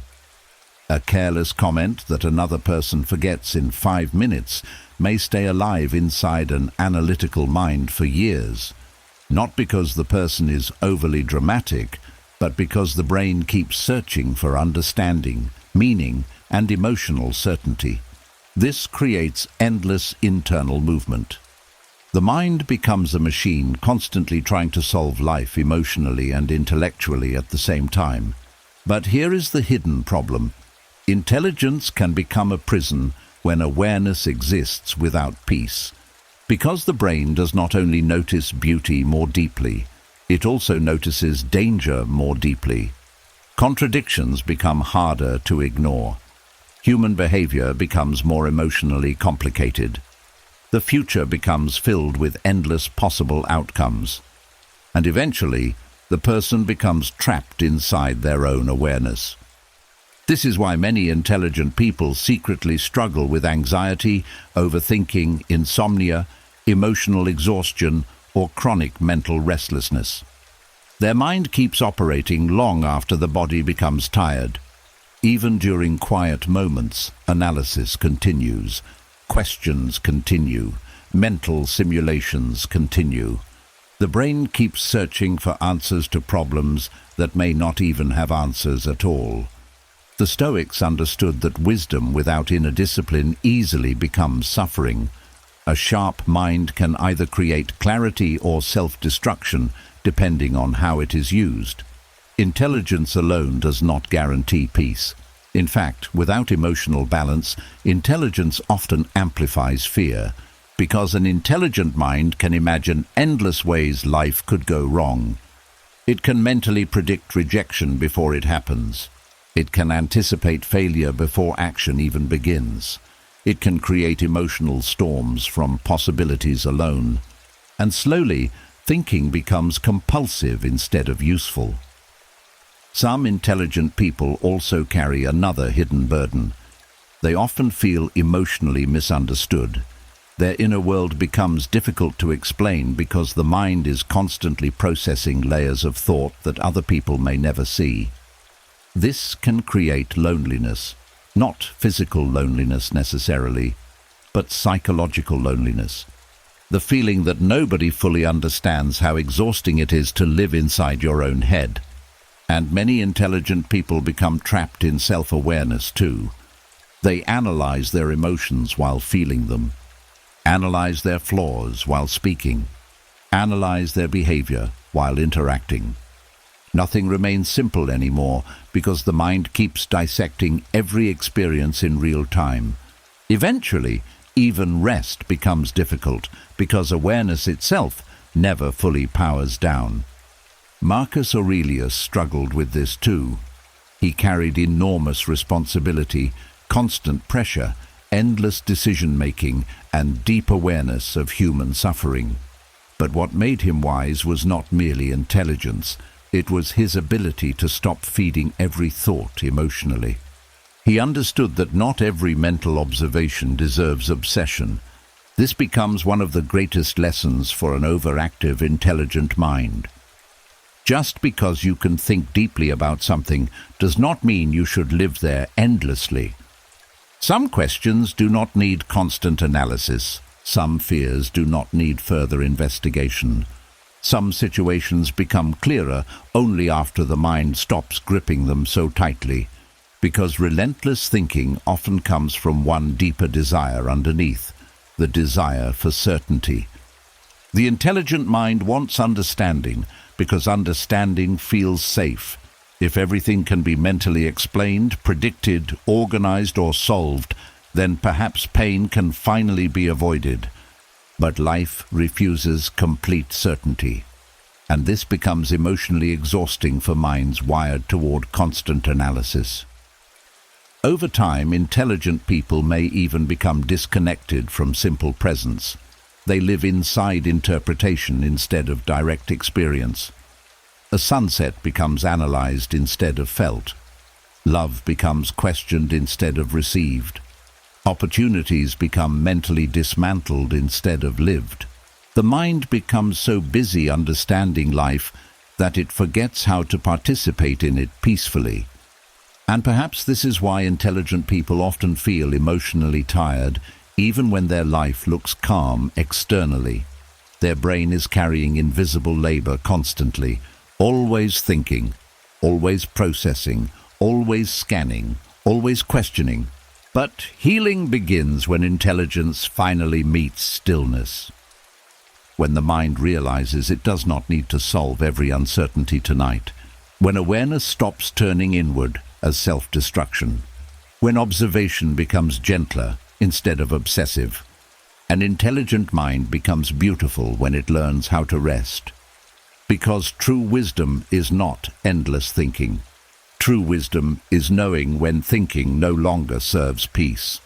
And slowly, the nervous system begins softening. The brain still notices deeply, but it no longer treats every thought like an emergency. Curiosity remains, but fear loses some of its control. Awareness remains, but it becomes calmer, lighter, more spacious. Like a storm finally learning how to become a quiet ocean again.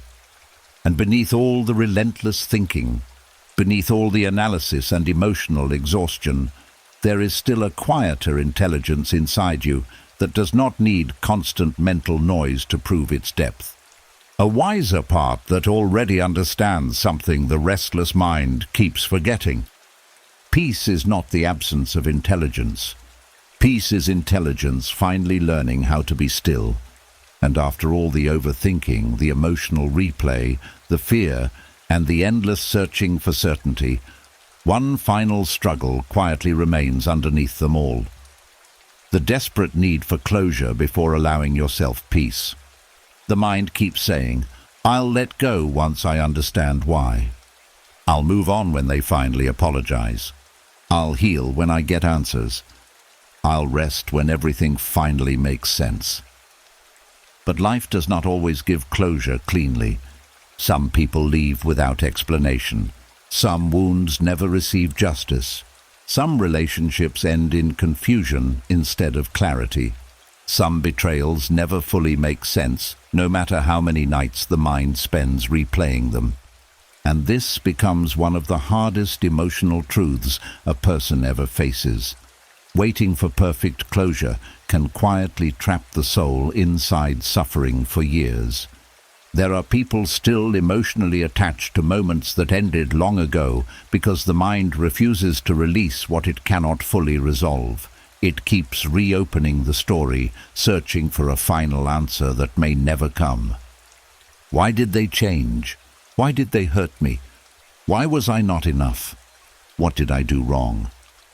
And slowly, the search itself becomes a prison, because the brain believes understanding will finally create peace. But often, the endless need for answers only deepens emotional attachment to the pain. This is especially difficult for thoughtful, emotionally deep people. Their mind naturally wants meaning. It wants emotional completion. It wants life to feel emotionally organized and understandable. But some chapters end without explanation, and the human mind struggles deeply with unfinished emotional stories. Psychologists call this the Zeigarnik effect. The brain tends to hold on to unfinished situations more intensely than completed ones. Unresolved emotional experiences stay mentally active because the mind keeps trying to finish what reality left open. This is why old relationships, betrayals, or painful endings continue replaying years later. The mind is still searching for emotional completion. But here is the painful truth many people eventually discover. Closure does not always arrive from other people. Sometimes closure is a decision, a quiet internal release, a willingness to stop reopening the wound even without receiving every answer you wanted. And this takes enormous emotional maturity, because the ego wants completion through control. It wants the final conversation, the perfect explanation, the apology, the validation, the emotional resolution that proves your pain mattered. But life rarely unfolds that perfectly. The Stoics understood this deeply. They believed suffering increases when the mind resists reality instead of learning how to coexist with uncertainty. Marcus Aurelius constantly reminded himself that human beings are imperfect, unpredictable, emotional, fearful, and often unconscious in their actions. Not everyone will give you clarity. Not everyone will understand your pain. Not everyone will leave gently. And if your peace depends entirely on other people finally behaving the way your wounded heart needs them to behave, inner freedom becomes impossible. This is why mentally letting go is such a rare skill. It means accepting that some questions may remain unanswered. Some people may never apologize. Some endings may always feel unfair, and still choosing not to let the pain consume your entire inner world forever. This does not mean pretending nothing mattered. It does not mean suppressing grief. It does not mean forcing forgiveness before you are ready. Real letting go is quieter than that. It is the gradual decision to stop feeding emotional attachment to what cannot be changed anymore. The mind often resists this fiercely at first, because holding on can feel safer than releasing. Pain may hurt, but familiar pain still feels familiar. Letting go means stepping into uncertainty, into emotional emptiness, into a future where the old story no longer defines your identity. And strangely enough, many people fear that space. Who are they without the heartbreak, without the resentment, without the unanswered questions, without the old emotional wound they carried for so long? This is why some people unconsciously keep old pain alive. The suffering became emotionally intertwined with identity itself. But healing asks for something different, not forgetting, not erasing, releasing, like unclenching a fist that has been tight for years. At first it feels unnatural. The mind keeps trying to return to the old story again, replay it again, analyze it again. But slowly, with awareness, the emotional grip weakens little by little. The memory remains, but the suffering attached to it softens. The person stops needing the past to finally change in order to deserve peace now. And this changes the nervous system deeply. Breathing becomes lighter. Mental noise decreases.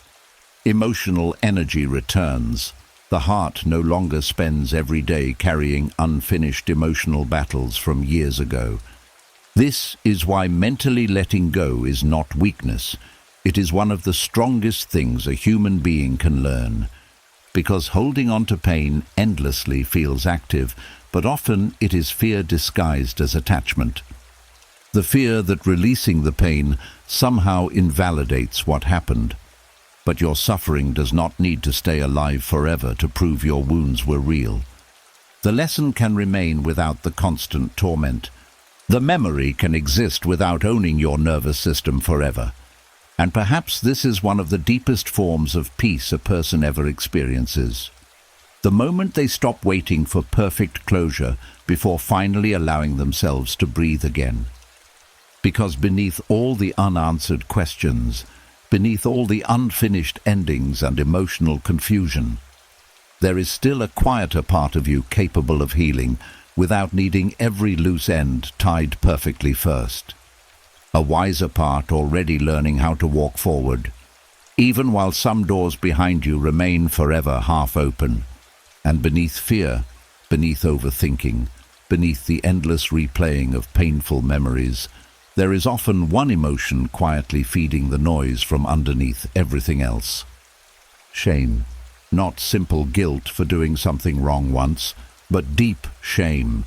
The painful feeling that something about you itself is wrong, defective, unworthy, unlovable, broken. And unlike sadness or anger, shame rarely announces itself openly. It hides. It disguises itself as perfectionism, as people-pleasing, as overthinking, as emotional withdrawal, as constant self-monitoring. Many people spend their entire lives trying to outrun shame without ever realizing it is the hidden engine behind their mental exhaustion. Because shame creates a mind that never fully relaxes. There are people who constantly replay conversations because they fear they embarrassed themselves. People who overanalyze every social interaction because deep down they fear rejection. People who chase achievement endlessly because they secretly believe their worth depends on proving themselves, The mind keeps making noise because shame keeps whispering, "You are not safe as you are." This creates constant psychological tension. A person begins watching themselves all the time, monitoring their words, their appearance, their success, their mistakes, their personality. Everything becomes emotionally loaded because shame transforms ordinary human imperfection into evidence of personal unworthiness. And eventually, the inner world becomes exhausting. The brain keeps searching for signs of failure everywhere because shame trained the nervous system to expect judgment constantly. A small mistake becomes emotional catastrophe. A rejection becomes proof of inadequacy. An awkward moment becomes a memory replayed for years. And slowly, the person stops living freely because too much energy is spent protecting themselves from feeling shame again. This is one reason mental noise becomes so relentless. Shame keeps the mind trapped in self-surveillance. The brain constantly asks, "What do people think of me? Did I say something stupid? What if they see the real me? What if I fail again? What if I'm not enough?"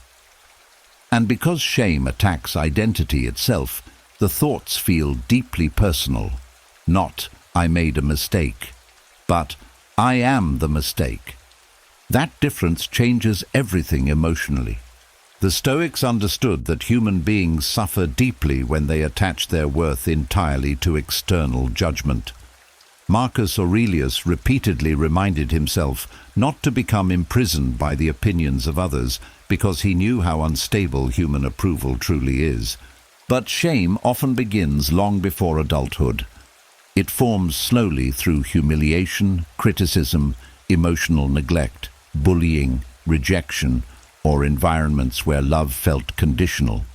A child learns very quickly how to feel ashamed of themselves when acceptance disappears every time they fail, express emotion, or fall short of expectations. And over time, shame becomes internalized. The outside critic becomes an inside voice. Even after the environment changes, the nervous system continues carrying the same emotional fear. This is why some adults still feel small inside situations that should not threaten them anymore. Their body reacts to embarrassment or rejection as if survival itself is at risk because shame became deeply connected to emotional safety years earlier. And shame thrives in secrecy. Many people carrying deep shame become experts at hiding. Hiding emotions, hiding insecurity, hiding mistakes, hiding vulnerability. They smile outwardly while privately believing something about them is fundamentally flawed. But the hidden emotional pressure never fully disappears. It turns into mental noise instead. The brain keeps trying to protect the person from future shame by overthinking constantly, rehearsing conversations, predicting criticism, avoiding vulnerability, seeking perfection. But perfection never silences shame for long, because shame is not healed through performance. A person can become successful, attractive, admired, intelligent, wealthy, and still secretly feel unworthy inside. External achievements cannot fully heal an internal wound built around identity itself. And perhaps the cruelest part of shame is this. It often convinces people they must hide the exact parts of themselves that most need compassion. So they become emotionally disconnected from themselves. They stop speaking honestly, stop resting fully, stop allowing imperfection, stop feeling safe enough to simply exist without performing constantly. The nervous system remains tense because shame keeps demanding emotional armor at all times. But healing begins the moment shame is brought into awareness gently, instead of hidden deeper. Because shame loses power when it is seen clearly without self-hatred. A person slowly begins realizing, "I am not the worst thing that happened to me. I am not my mistakes. I am not my past. I do not need to earn worthiness through suffering." At first, the mind may resist these truths strongly. Shame survives through repetition. It has spent years building emotional habits inside the nervous system. But slowly, with enough awareness and compassion, the old identity begins loosening. The person stops treating themselves like a problem that must constantly be fixed, and something inside finally exhales. Mental noise decreases because the brain no longer needs constant self-protection. The nervous system stops scanning for humiliation every second. Emotional space begins opening again, not because the person became perfect, but because they stopped using shame as the lens through which they view their entire existence. And beneath all the self-judgment, beneath all the overthinking and hidden insecurity, there is still a human being who was never meant to carry so much silent emotional punishment, a quieter self still waiting to discover that worthiness was never something that had to be earned through fear in the first place. And hidden beneath shame, beneath fear, beneath the endless overthinking, there is often one voice quietly controlling the entire inner world without a person fully realizing it. A voice that sounds protective at first, careful, responsible, realistic. But over time, this voice slowly drains joy, confidence, peace, and emotional freedom from a person's life. It says things like, "Don't trust too quickly. Don't get your hopes up. Stay guarded. Prepare for disappointment. Don't embarrass yourself. Don't relax too much." And because the voice sounds cautious instead of cruel, many people mistake it for wisdom. But often it is fear wearing the mask of protection. This is one of the most difficult inner battles to recognize because the voice truly believes it is helping you survive. Somewhere deep inside the nervous system, it formed during painful experiences. Rejection, betrayal, failure, humiliation, emotional abandonment. The brain learned that being open, vulnerable, trusting, or hopeful once led to pain. So the inner voice stepped in and made a quiet promise: "I will never let that happen again." And from that moment forward, the mind began protecting itself constantly, not through peace, through control, through fear, through endless emotional caution. At first, this survival mechanism can feel useful. It keeps people alert, careful, emotionally guarded. But over time, the protection becomes excessive. The voice starts seeing danger everywhere, even inside safe moments. A person meets someone kind, and the voice whispers, "Don't trust them fully." An opportunity appears, and it says, "You'll probably fail." Happiness arrives, and the mind quietly warns, "Don't enjoy this too much. Something bad could happen." And slowly, life itself starts feeling emotionally unsafe. The painful part is that this voice often develops from genuine wounds. It was created during moments when the nervous system felt helpless. So now the brain tries to prevent future pain by keeping the person emotionally guarded at all times. But constant self-protection eventually becomes self-imprisonment, because the same voice trying to protect you from disappointment also blocks intimacy. It blocks vulnerability, it blocks rest, it blocks joy, it blocks connection. A guarded heart may avoid certain wounds, but it also struggles to fully feel alive. The Stoics understood something deeply important about fear and protection. They knew that a person can become so focused on avoiding suffering that they accidentally avoid life itself. Marcus Aurelius constantly reminded himself that fear of pain should never become greater than love for truth, growth, or inner freedom, because excessive self-protection slowly shrinks the soul. And many people do not notice this happening until years later. They realize they have spent most of their life bracing instead of living, preparing instead of experiencing, protecting instead of connecting. The inner voice convinced them that emotional walls were safety, But eventually those walls became loneliness. This voice also keeps many people emotionally stuck in the past. Every painful memory becomes evidence used to justify future fear. You trusted before and got hurt. You tried before and failed. You opened up before and got rejected. So the brain decides vulnerability itself is dangerous. And from then on, the nervous system treats openness like a threat instead of a human necessity. This creates enormous mental noise because the mind stays hyper-alert constantly. Every situation gets analyzed for possible danger. Every relationship gets mentally tested. Every opportunity becomes emotionally complicated by fear. The brain keeps scanning for threats, even during moments that deserve peace. And slowly, exhaustion builds. Because living defensively requires enormous emotional energy. The body tightens, the mind races, the heart never fully relaxes. Even sleep becomes difficult because the nervous system remains emotionally on guard. But perhaps the saddest part is this.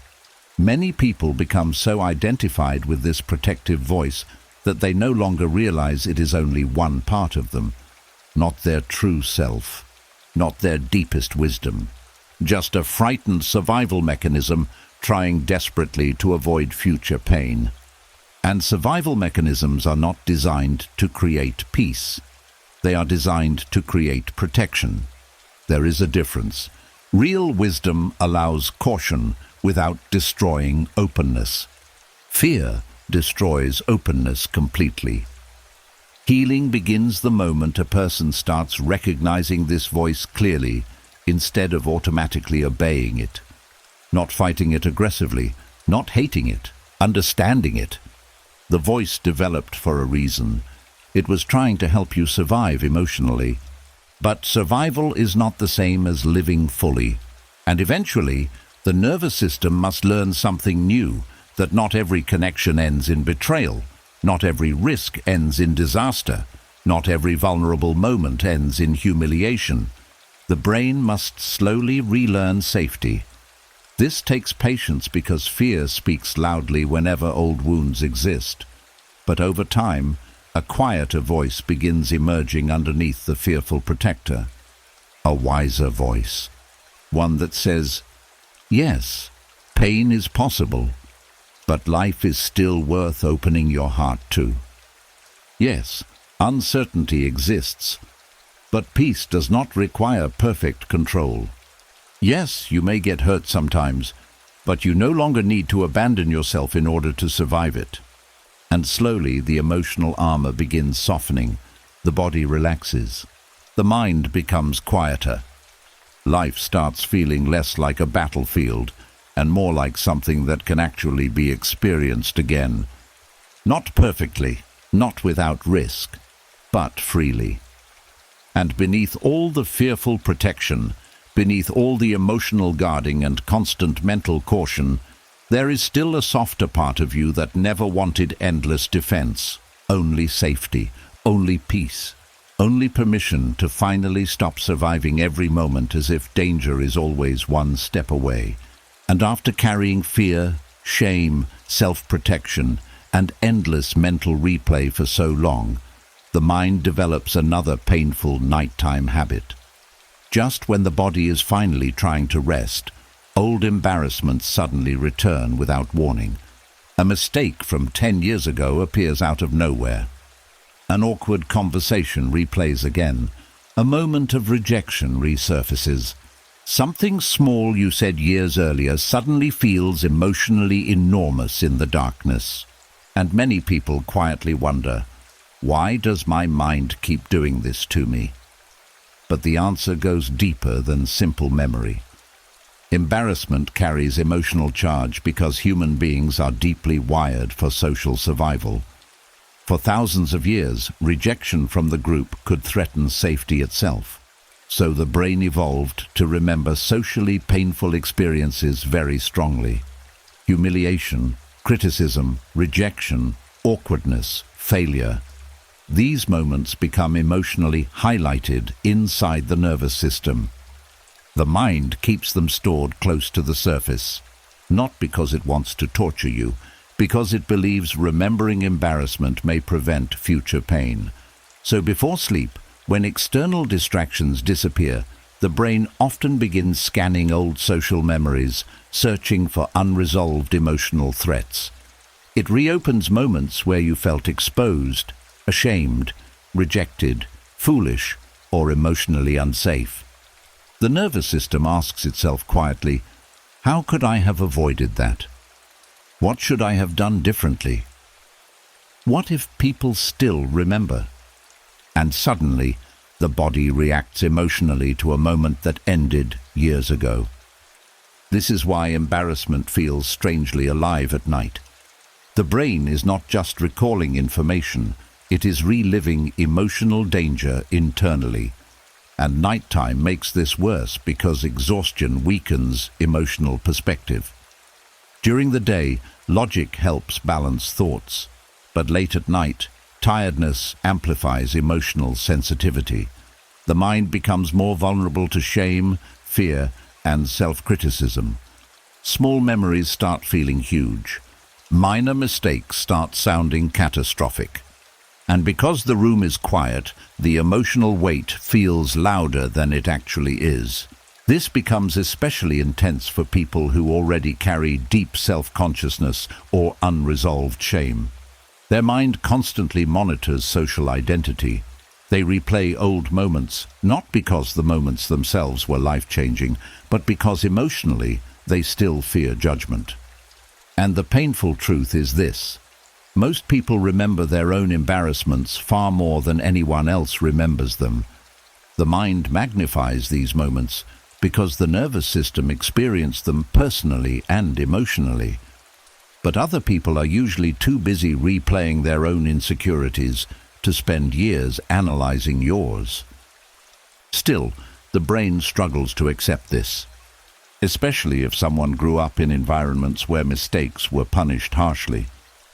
A child who experienced ridicule, emotional criticism, bullying, or humiliation often develops a hyper-alert social nervous system. The brain becomes deeply afraid of embarrassment because embarrassment once carried emotional pain. So now the mind tries to protect the person by replaying old social mistakes repeatedly. If we analyze it enough, the brain believes, maybe we can avoid feeling that pain again. But endless replay never creates peace. It only keeps old embarrassment emotionally alive. The Stoics understood this deeply. They believed much of human suffering comes from attachment to external opinion. Marcus Aurelius constantly reminded himself how quickly human judgment fades and how temporary social embarrassment truly is in the larger scale of life. But the insecure mind struggles to remember this at night. Because embarrassment attacks identity, it makes people question their worth, intelligence, attractiveness, likability, or social value. And when identity feels threatened, the nervous system reacts strongly. This is why some people physically cringe remembering old moments years later. The body still carries the emotional imprint: a forgotten joke, a failed relationship, a public mistake, a moment of vulnerability. The mind reopens these memories because part of the nervous system still believes the emotional danger remains unresolved. And strangely enough, intelligent and self-aware people often suffer from this more intensely. Their brain analyzes social experiences deeply. They notice subtle reactions, tone changes, facial expressions, awkward silences. The mind gathers emotional detail constantly, making embarrassing memories easier to replay later. Over time, this creates nighttime mental torture. A person wants sleep, but the brain keeps reopening old scenes like unfinished emotional files. And the more the person resists the memories aggressively, the stronger they often become. Fighting embarrassment emotionally tells the nervous system the memory is still dangerous. But healing begins when the relationship to these memories changes. Instead of treating old embarrassment like proof of personal failure, a person begins seeing it differently, as evidence of being human. Because every human being has awkward moments. Every person has said things they regret. Every person has failed socially at times. Every person has looked foolish before. The difference is not perfection. The difference is whether the mind continues using these moments as lifelong emotional punishment. The Stoics believed growth requires accepting human imperfection instead of endlessly resisting it. A person who fears embarrassment constantly becomes trapped inside self-consciousness. But a person who accepts imperfection begins recovering freedom. And slowly, the nervous system starts relaxing. The mind replays the memory, but the emotional reaction softens. Compassion replaces humiliation. Perspective replaces panic. The person realizes something deeply important. Surviving embarrassment did not destroy them. In fact, many painful moments helped shape their wisdom, empathy, maturity, and emotional depth later in life. And perhaps this is one of the quietest forms of healing, the moment an old embarrassing memory appears. And instead of collapsing into shame, the heart simply says, "Yes, that happened. And I am still worthy of peace." Because beneath all the replayed awkward moments, beneath all the nighttime self-consciousness and old social fear, there is still a human being who never needed to be perfect in order to deserve rest. And after years of overthinking, replaying memories, preparing for disasters, and listening to the endless voice inside the mind, something dangerous slowly begins happening without many people noticing it. The inner world starts feeling safer than real life itself. At first, retreating into your thoughts feels comforting. Inside your head you can control conversations, rewrite endings, predict outcomes, avoid risks, stay emotionally protected. The mind becomes a private world where nothing can truly surprise you. And slowly, a person begins living more mentally than physically. Their body moves through life, but their real existence happens inside thought. This is one of the most invisible forms of emotional isolation. A person can be surrounded by people and still spend most of their life trapped inside their own head, sitting at dinner while mentally replaying old conversations, walking outside while barely noticing the sky because the mind is elsewhere, listening to someone speak while internally fighting fears, rehearsing responses, or analyzing everything being said. Reality fades into the background while the inner world becomes louder and louder. And the dangerous part is that this mental retreat often feels safe. Inside the mind, there is less risk of rejection, less uncertainty, less vulnerability. Thinking about life starts feeling easier than fully participating in it. Some people become emotionally attached to imagination because imagination feels more controllable than reality. They replay scenarios endlessly because real action feels unpredictable. They stay inside analysis because actual living requires uncertainty, vulnerability, and emotional exposure.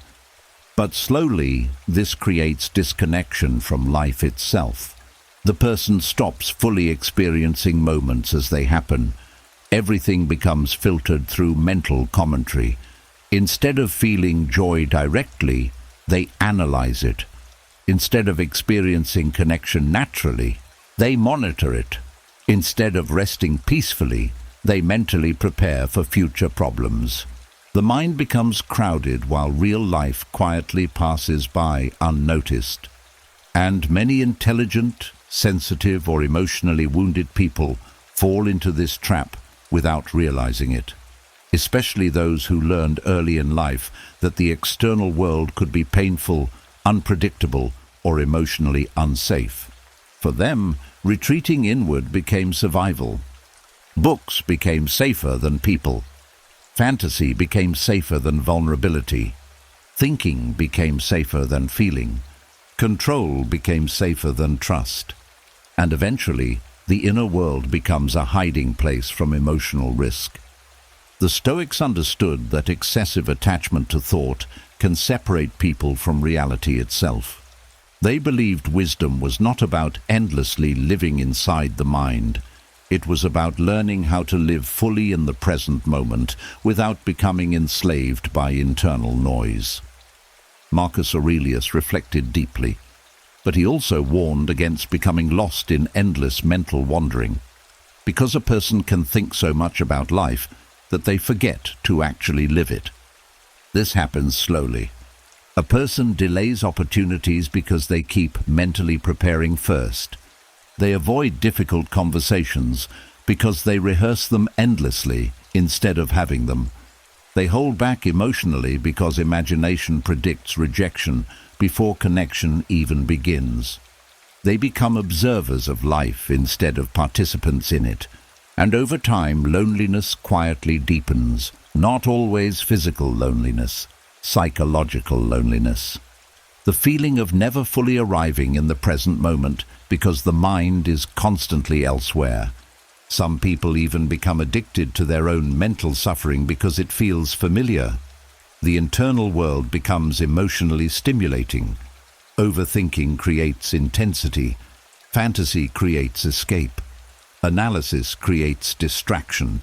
The brain becomes more comfortable inside mental loops than inside real stillness or human connection, and this slowly drains vitality from life. The body exists in one place while attention lives somewhere completely different. A beautiful moment happens, but the mind misses it. Someone offers love, but fear interrupts it. Peace appears briefly, but the brain immediately starts searching for future danger again. The nervous system forgets how to simply experience life without mentally interfering with every moment. And yet, underneath all this mental activity is usually one deeper truth. The person is tired.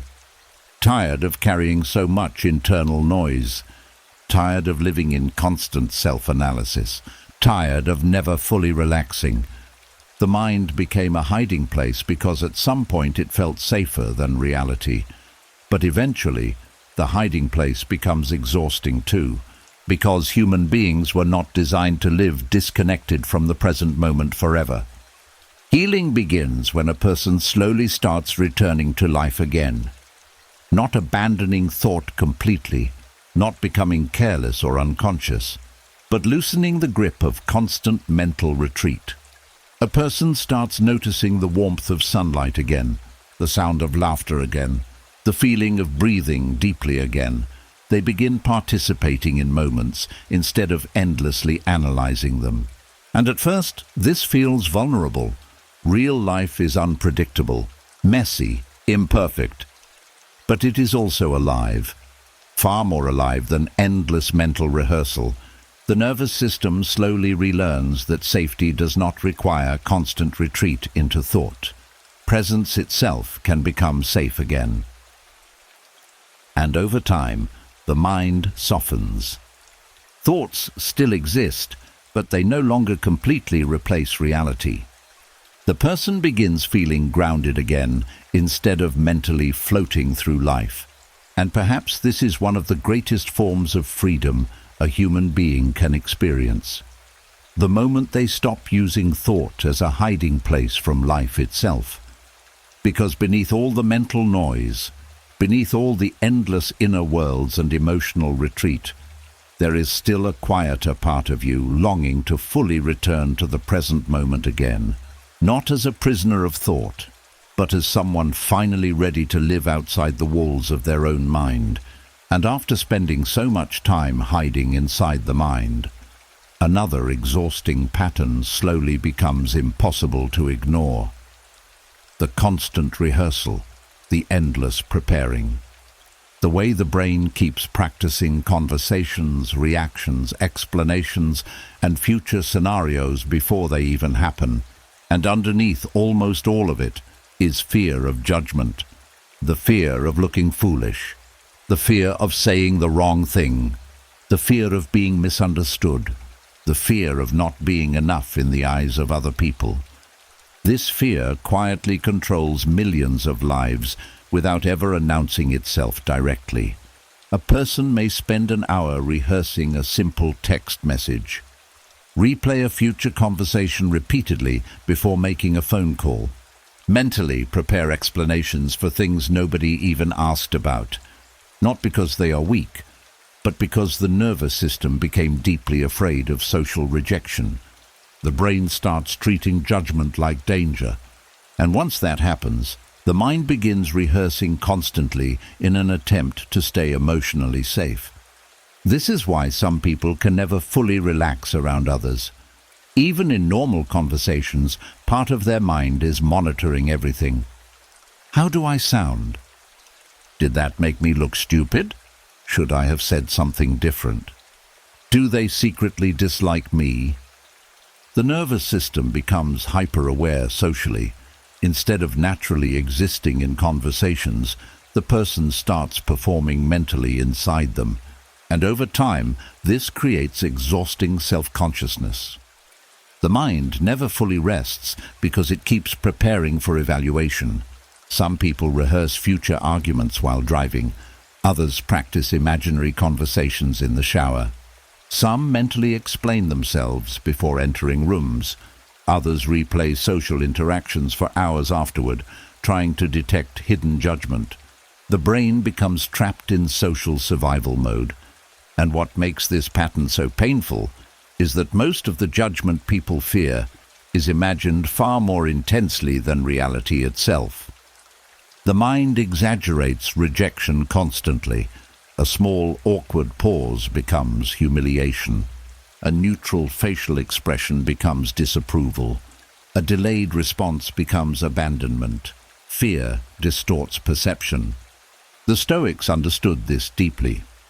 They believed much of human suffering comes from becoming emotionally enslaved to the opinions of others. Marcus Aurelius reminded himself constantly that other people's judgments are unstable, temporary, emotional, and often shaped by their own fears and limitations. But when fear of judgment takes root early in life, the nervous system struggles to remember this. Especially for people who grew up around criticism, ridicule, emotional unpredictability, or environments where mistakes felt dangerous. A child who was mocked, shamed, constantly corrected, or emotionally rejected often learns to monitor themselves excessively. The brain adapts for protection. If I rehearse enough, maybe I can avoid embarrassment. If I prepare enough, maybe I'll finally be accepted. And years later, the adult still carries the same invisible tension. This creates constant mental rehearsal because the mind believes preparation can guarantee emotional safety. But it never fully works, because no amount of rehearsal can control human interaction perfectly. People are unpredictable, life is unpredictable, and trying to manage every possible judgment becomes psychologically exhausting. Some people become so trapped in self-monitoring that they lose touch with spontaneity completely. Conversations stop feeling natural. Every word feels emotionally loaded. They become afraid to fully express themselves because internally the mind keeps warning them about possible rejection. And slowly, authenticity disappears beneath performance.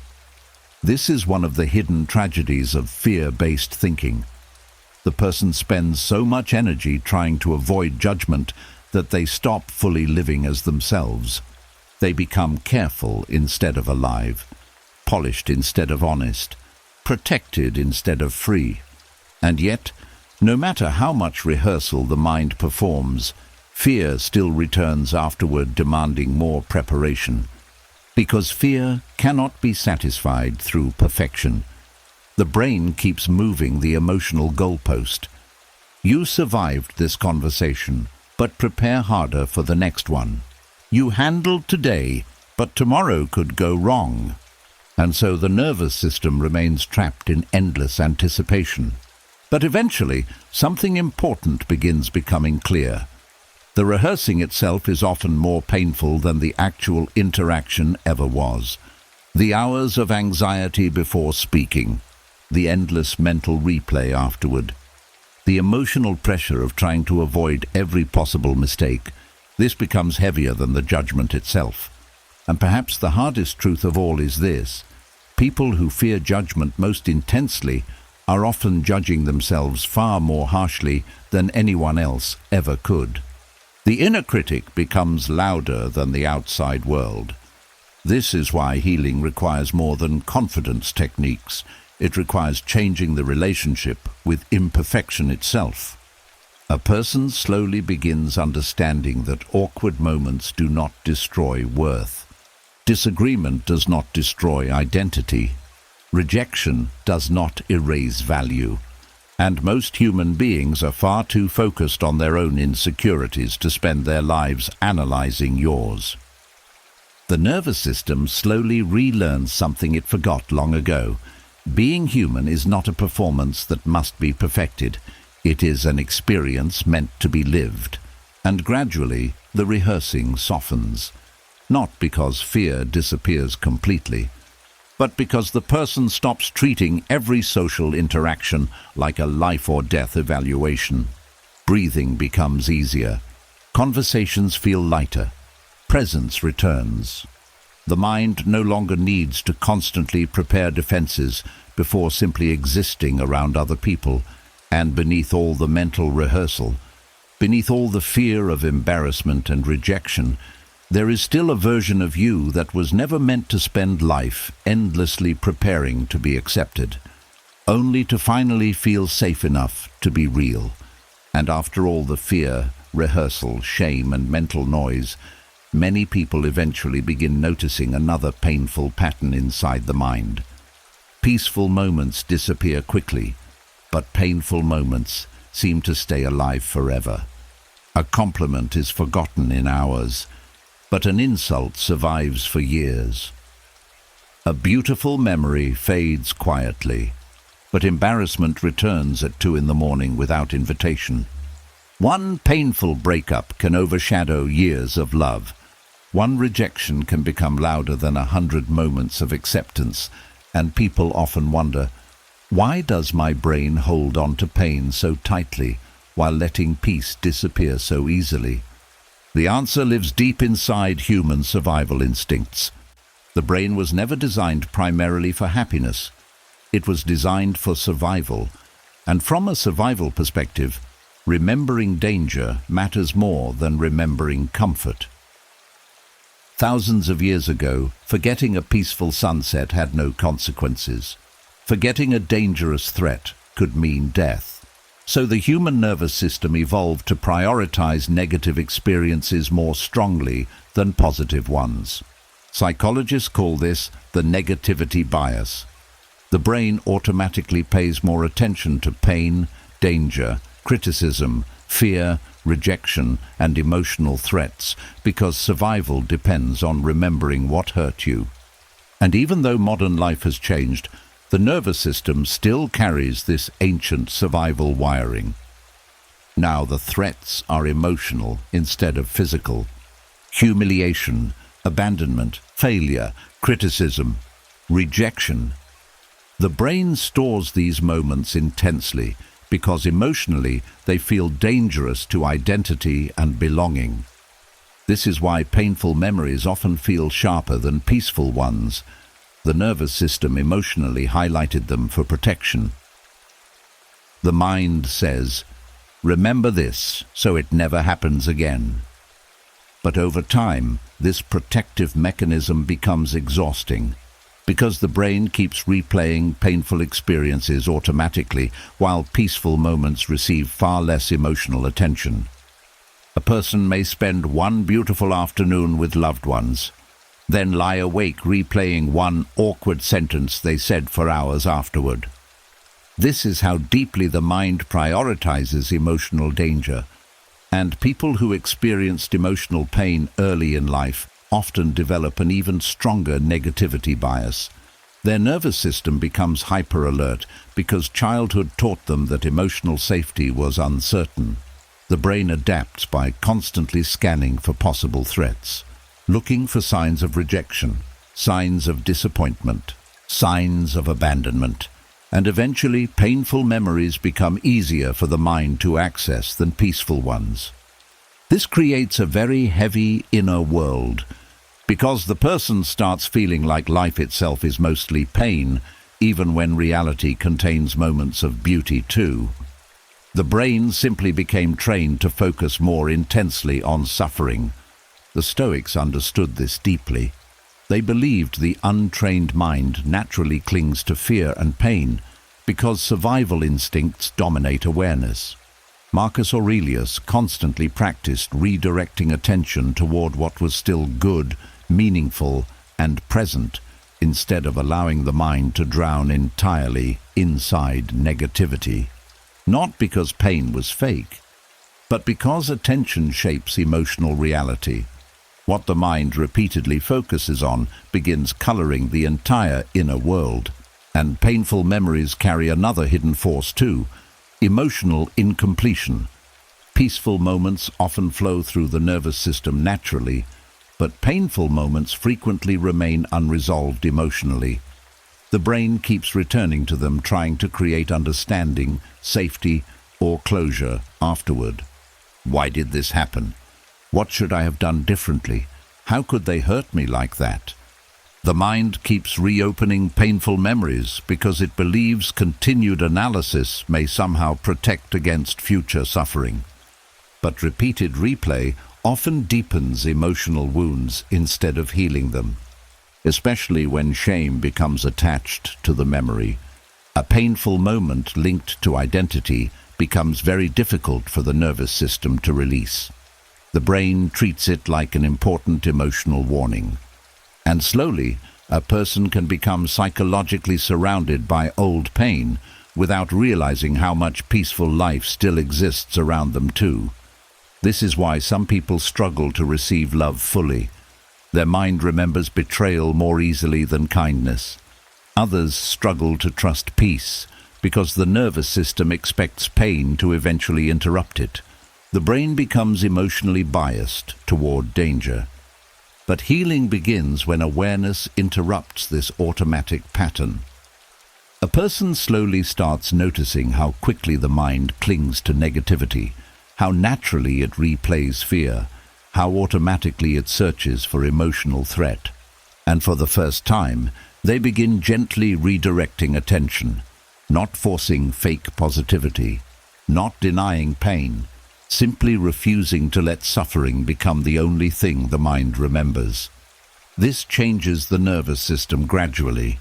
The brain starts learning how to notice safety again: a calm breath, a kind conversation, sunlight through a window, laughter, rest. Small moments of peace begin receiving attention instead of constantly being overshadowed by emotional danger. At first, this feels unnatural because the brain has practiced negativity for years. But slowly, peaceful experiences become easier to hold on to emotionally.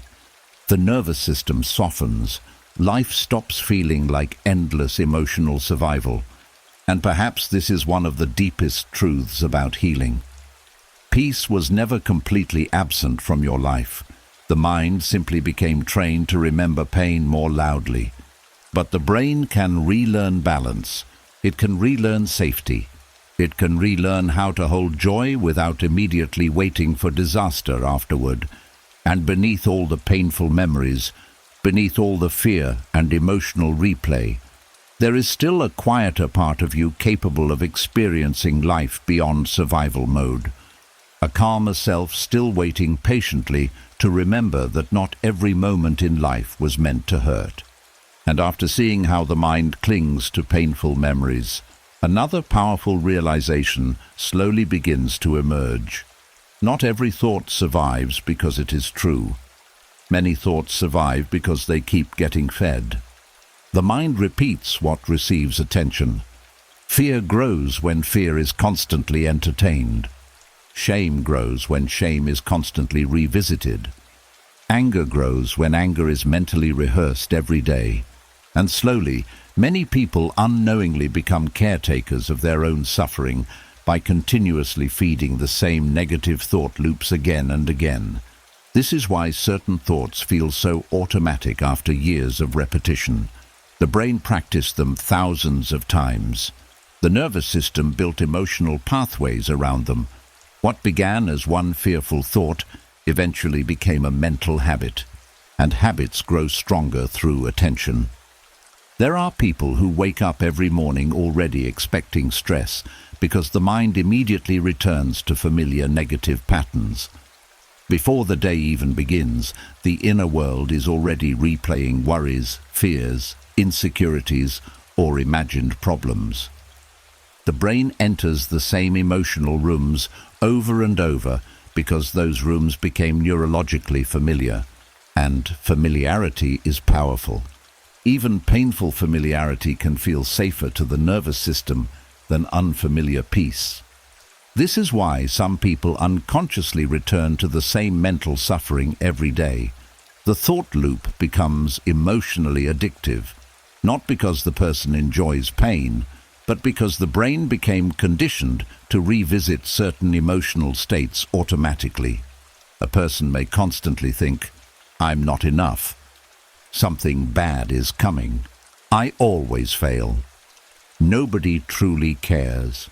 And after enough repetition, these thoughts stop sounding like temporary mental activity.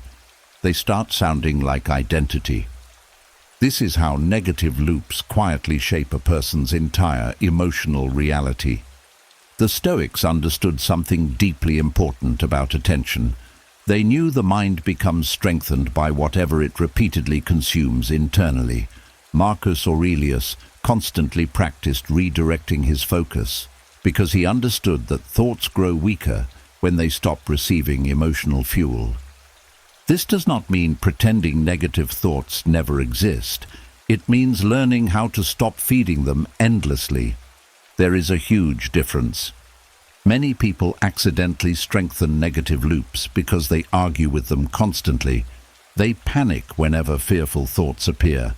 They obsessively analyze them, fight them, revisit them, fear them, and without realizing it, all this attention keeps the thought alive longer. Attention is emotional fuel. The brain interprets repeated focus as importance. So when a fearful thought receives hours of analysis every day, the nervous system learns, this thought must matter greatly.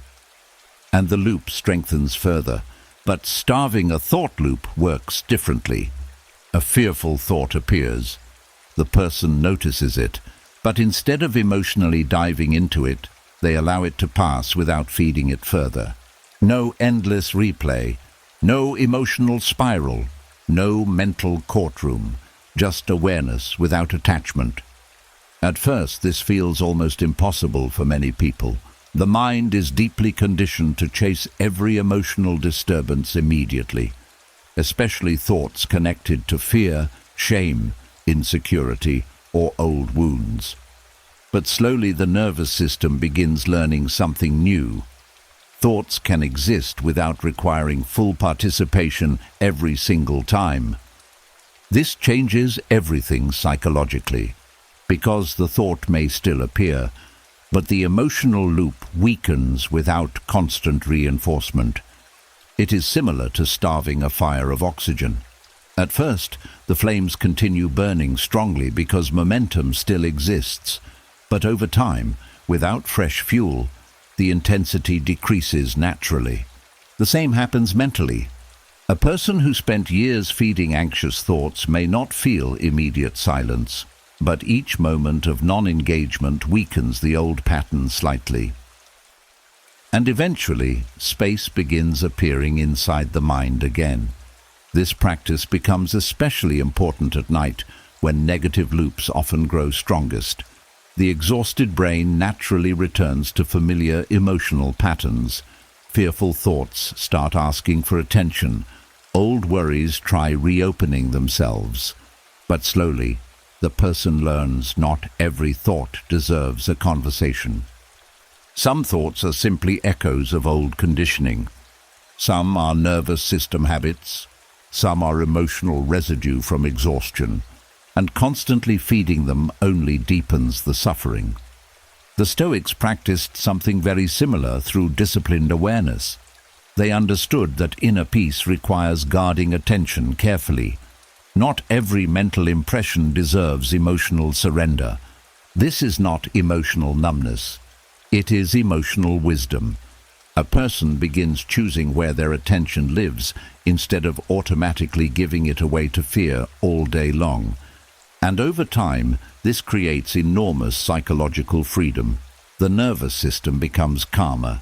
The mind becomes less reactive. Negative thoughts still appear sometimes, but they stop dominating the entire emotional atmosphere. The person no longer gets pulled into every internal storm automatically. This also creates more room for peace to finally grow, because peace needs attention too. Gratitude needs attention. Stillness needs attention. Hope needs attention. The brain becomes healthier when it learns how to rest somewhere other than fear constantly. And perhaps this is one of the rarest emotional skills a human being can develop, the ability to stop emotionally feeding every painful thought the mind creates, not through force, not through denial, but through quiet non-participation, like refusing to water weeds that have already stolen enough space from the garden of your inner life. And beneath all the old thought loops, beneath all the repeated fears and emotional habits, there is still a quieter consciousness inside you, untouched by the noise. A calmer awareness, patiently waiting for the mind to finally stop feeding what has been hurting it all along. And as the mind slowly learns to stop feeding negative thought loops, another hidden source of suffering quietly reveals itself underneath many of them. The exhausting belief that you must become flawless in order to finally feel safe, accepted, worthy, or at peace. Perfectionism, not healthy growth, not discipline, not caring about doing things well, but the painful inner pressure that says you cannot relax yet. You cannot make mistakes. You must always do better. You must never fail. And for many people, this pressure never truly turns off. Even during moments of success, the mind keeps moving the finish line farther away. Nothing feels fully enough. Achievements lose emotional meaning quickly because perfectionism immediately searches for flaws, weaknesses, unfinished goals, or future problems. The nervous system remains trapped in constant self-pressure. There are people who look successful externally while privately feeling emotionally exhausted every single day. Not because life itself is crushing them, but because their own mind never allows them to rest. The inner voice keeps demanding more. More achievement, more control, more productivity, more perfection. And slowly, life starts feeling like an endless performance instead of a human experience. This is one of the cruelest parts of perfectionism. It disguises itself as ambition while quietly destroying peace underneath. At first, perfectionism often gets rewarded by the world. The perfectionist becomes responsible, hard-working, careful, high-achieving. Other people praise them, depend on them, admire them. But internally, the person often feels terrified of failure, terrified of disappointing others, terrified of making mistakes, because underneath perfectionism is usually not confidence. It is fear, the fear that mistakes will remove love, belonging, acceptance, or worthiness. And this fear often begins early in life. Some children learn very quickly that praise only comes through achievement. Others grow up in environments where mistakes are criticized harshly. Some receive love conditionally. Others become emotional caretakers too early and feel responsible for everyone's happiness.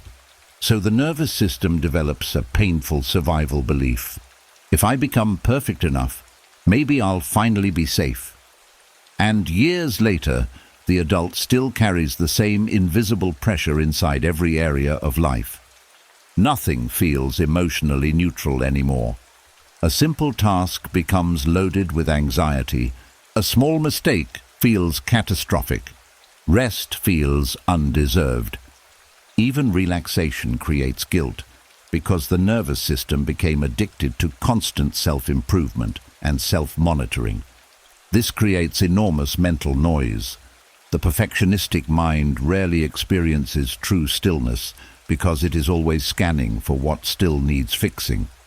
The Stoics understood that attachment to perfection creates suffering because life itself is imperfect by nature. Marcus Aurelius constantly reminded himself that human beings are flawed, temporary, emotional, uncertain creatures. Fighting this reality endlessly only creates inner conflict. But perfectionism resists this deeply. It wants certainty. Control, guarantees. It believes flawless performance will finally prevent pain. But perfection never arrives. And because it never arrives, the nervous system stays trapped in endless pressure.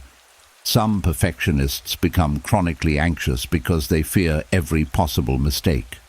Others procrastinate constantly because starting imperfectly feels unbearable. Some become emotionally numb because their entire identity revolves around achievement instead of genuine self-connection. And perhaps the saddest part is this: perfectionism often steals joy from the very things a person once loved. Creativity becomes pressure, relationships become performance, goals become emotional survival. The mind becomes so focused on avoiding failure that it forgets how to experience life freely. Even beautiful moments become interrupted by internal criticism. This could have been better. You should be further ahead. You're still not enough. And over time, exhaustion quietly grows.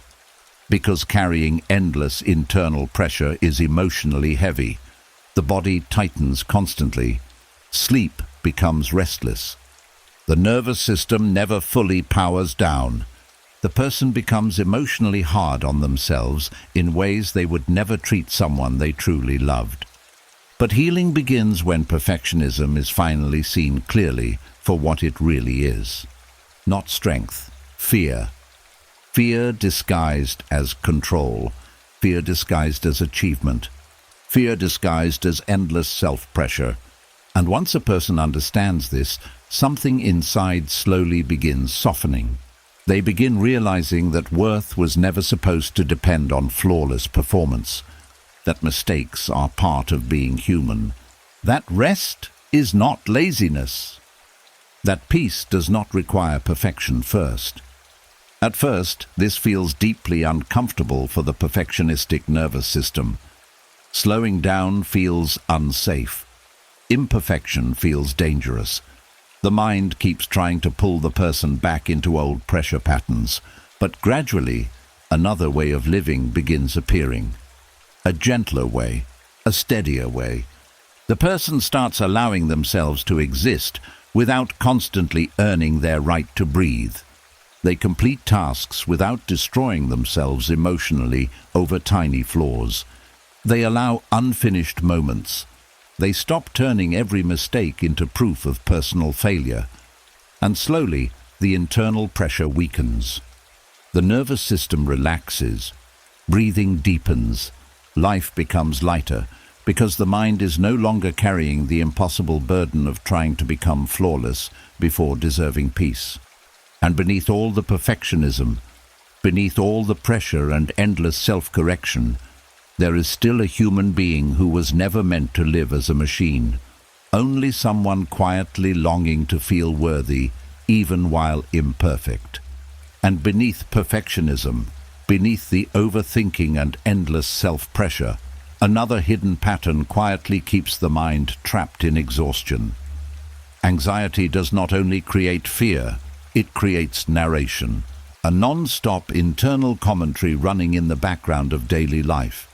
The anxious mind rarely experiences silence because it constantly explains, predicts, warns, analyzes, and prepares. It narrates everything happening internally and externally at the same time. What if this goes wrong? That sounded awkward. You should have handled that better. What if they're upset with you? Something feels off. And slowly, the mind becomes filled with constant internal talking that never truly rests. This is why anxiety feels mentally exhausting even when nothing dramatic is happening outwardly. The body may be sitting quietly, but internally the brain is working overtime every second, interpreting situations, searching for danger, preparing emotional defenses before problems even exist. The anxious nervous system becomes hyperactive internally. And what many people do not realize is that anxiety and mental narration feed each other continuously. Anxiety creates more fearful narration. Fearful narration creates more anxiety. The cycle keeps reinforcing itself until the mind feels crowded almost all the time. A person walks into a room and immediately the narration begins. How do I look? Do I seem nervous? What if I say something wrong? Do they notice something is off about me? The brain starts monitoring reality while simultaneously commenting on it non-stop. This creates emotional disconnection from the present moment because attention becomes trapped inside mental interpretation instead of direct experience. The anxious mind struggles to simply exist. It always feels the need to evaluate, to predict, to rehearse, to prepare. And over time, the narration itself becomes so constant that people stop questioning it. They assume this endless internal commentary is just who they are. But it is often the nervous system speaking through fear. Many people with chronic anxiety grew up in emotionally unpredictable environments. Their brain learned early that paying attention constantly was necessary for safety. The nervous system became hypervigilant, watching moods, reading reactions, anticipating conflict, preparing emotionally. And years later, the adult still carries the same survival mechanism internally. The mind keeps narrating reality because somewhere deep down, the nervous system believes constant awareness prevents danger. But eventually, this creates exhaustion instead of safety, because the brain never fully rests. Even peaceful moments become interrupted by narration. A walk outside becomes mental analysis. A conversation becomes self-monitoring. Rest becomes worrying about tomorrow. The person is physically present but psychologically trapped inside commentary. The Stoics understood something deeply important about this. They believed suffering increases when the mind becomes entangled with every passing impression and emotional reaction. Marcus Aurelius constantly practiced separating external reality from the stories his mind created about reality. Because anxiety often lives more inside narration than inside the actual moment itself. A situation happens. Then the narration begins interpreting it negatively. Then the body reacts emotionally to the narration, and suddenly the person feels overwhelmed, even though much of the suffering came from internal interpretation rather than objective reality. This is why anxious minds often catastrophize small events. The narration immediately jumps ahead into future fear. A delayed message becomes rejection. A small mistake becomes humiliation. A normal uncertainty becomes imagined disaster. The narration magnifies emotional danger constantly. And because the brain hears these fearful stories repeatedly, the nervous system starts accepting them as truth. This creates constant emotional tension. The body remains slightly alert all day long. Breathing becomes shallow. Sleep becomes lighter. The person feels mentally busy even during quiet moments. And perhaps one of the hardest parts is this. Anxious narration often sounds protective instead of destructive. It says, "I'm just trying to keep you prepared. I'm helping you avoid mistakes. I'm making sure nothing bad happens." But endless internal narration rarely creates peace. It creates emotional noise, because the mind keeps speaking even when silence is needed most. Healing begins when a person finally notices the narration instead of automatically merging with it. They start hearing how repetitive it is, how fearful it is, how often it predicts problems that never happen, and slowly awareness creates distance. The narration continues speaking, but the person no longer treats every sentence like absolute truth. This changes the nervous system gradually. Thoughts still arise, but they stop controlling the entire emotional atmosphere. The person begins returning attention to the actual present moment instead of the endless commentary about the moment. Breathing, listening, feeling. Existing without constant internal explanation. At first, this feels unfamiliar because the anxious brain is addicted to narration. Silence can feel uncomfortable. The mind keeps trying to fill space immediately. But over time, the nervous system relearns something beautiful. Not every moment needs analysis. Not every feeling requires interpretation. Not every uncertainty demands mental rehearsal. Sometimes peace exists in simply allowing the moment to be what it is, without mentally narrating it into danger. And gradually, the inner world softens. The mind becomes quieter. Life feels less emotionally crowded. The person no longer experiences every waking hour through the filter of fear-based commentary. And beneath all the anxious narration, beneath all the mental noise and endless internal warnings, there is still a calmer awareness inside you, untouched by the chaos. A quieter presence that never needed constant commentary in order to know how to simply be alive. And after all the mental narration, fear, emotional replay, and constant inner noise, many people eventually discover something deeply unsettling. The quieter the outside world becomes, the louder the inside world suddenly feels. The room becomes silent. The phone is finally down. The distractions disappear. And somehow, that is exactly when the mind begins shouting the most. Thoughts that stayed hidden all day suddenly rise to the surface. Old fears return. Regrets appear. Worries grow louder. Emotional memories replay themselves with strange intensity. And people often ask themselves, why can't my mind just be quiet when everything around me finally is? But silence itself is not the problem. Silence simply reveals what noise was covering up all along. During the day, the brain stays occupied constantly. Conversations, responsibilities, work, notifications, entertainment, movement, distraction after distraction.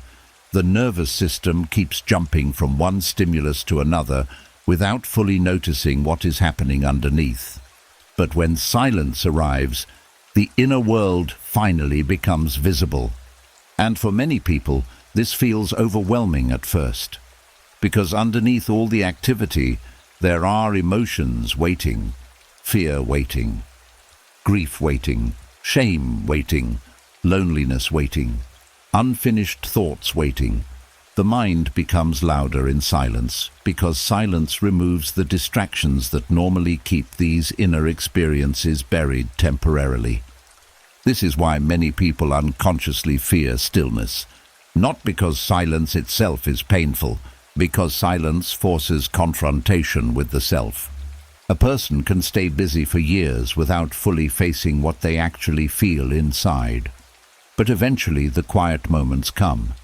Late at night, early in the morning, during loneliness, during rest. And suddenly the mind starts speaking with incredible force. The nervous system begins releasing everything it suppressed throughout the day. This becomes especially intense for people who constantly avoid emotional discomfort. The more a person escapes through stimulation, the more overwhelming silence often feels afterward. Some people cannot sit quietly for even a few minutes without immediately reaching for distraction. Music, scrolling, television, conversations, anything to avoid being alone with their own mind. Because the moment external noise disappears, internal noise becomes impossible to ignore. The Stoics understood this deeply. They believed silence was not something to fear, but something to learn from. Marcus Aurelius regularly withdrew inwardly because he knew that stillness reveals the true condition of the mind. If silence feels unbearable, the inner world is asking for attention, not punishment, attention. But modern life trains people to constantly avoid this inner confrontation. Society rewards distraction. Constant stimulation becomes normal. A quiet moment now feels unusual. Many people no longer remember what it feels like to simply exist without consuming something mentally every second. And slowly the nervous system loses tolerance for stillness completely. This creates a painful cycle. The person avoids silence because thoughts become loud, but the thoughts become louder precisely because silence keeps being avoided. Unprocessed emotions accumulate underneath constant distraction. The brain never fully gets the chance to emotionally settle. So the moment stillness finally arrives, the mind floods with everything it has been carrying quietly beneath the surface. This is why some people suddenly cry during peaceful moments, or feel anxious during vacations, or become emotionally overwhelmed during quiet nights. The silence itself did not create the pain. The silence simply uncovered what was already there. And perhaps one of the hardest truths about this is that many people spend their lives trying to outrun themselves mentally. They fear what stillness might reveal, fear what emotions might surface, fear what truths might become impossible to ignore, so the mind stays noisy intentionally. Because constant mental activity can function like emotional anesthesia. If the brain keeps thinking constantly, the person never fully has to feel. But eventually, the nervous system becomes exhausted from carrying so much internal movement, and slowly, something inside begins longing for peace more than distraction. This is where healing begins. Not by forcing the mind into silence aggressively, not by hating thoughts, not by trying to win against the brain, but by slowly becoming safe enough to sit in stillness without panic. At first, silence may feel uncomfortable because the nervous system is not used to it. Thoughts rush in immediately. Emotions surface. Old memories appear. The brain tries pulling attention back into fear or distraction. But if a person stays gently present instead of running away again, something beautiful slowly begins happening. The mind starts settling naturally, not perfectly, not instantly, but gradually, like muddy water becoming clearer when it is finally left undisturbed long enough. Thoughts still appear, but they lose some of their force. The nervous system softens, breathing deepens. The person begins realizing they can survive silence without being destroyed by what arises inside it. And over time, silence stops feeling like an enemy. It becomes a place of return, a place where the exhausted mind slowly remembers how to rest again. Because beneath all the loud thoughts, beneath all the mental chaos and emotional noise, there is still a deeper stillness inside you that has never disappeared. A quiet presence patiently waiting underneath the noise the entire time. And as the mind grows louder in silence, another painful truth slowly becomes impossible to ignore. Much of the exhaustion people carry every day does not come from what is actually happening, but from constantly trying to mentally control things that were never fully within their control to begin with. The mind keeps reaching for certainty where certainty does not exist, trying to predict people, trying to guarantee outcomes, trying to prevent loss, trying to force clarity from situations that remain uncertain. And over time, this creates deep emotional fatigue inside the nervous system. There are people lying awake every night, mentally fighting battles they cannot actually solve, worrying about whether someone will change, whether the future will work out, whether life will unfold the way they hope, whether people truly love them, whether disaster might arrive tomorrow. And the painful part is this: the mind believes all this thinking is helping, but most of the time it is only draining life force emotionally little by little. This is one of the hardest lessons human beings ever learn. Thinking harder does not always create more control.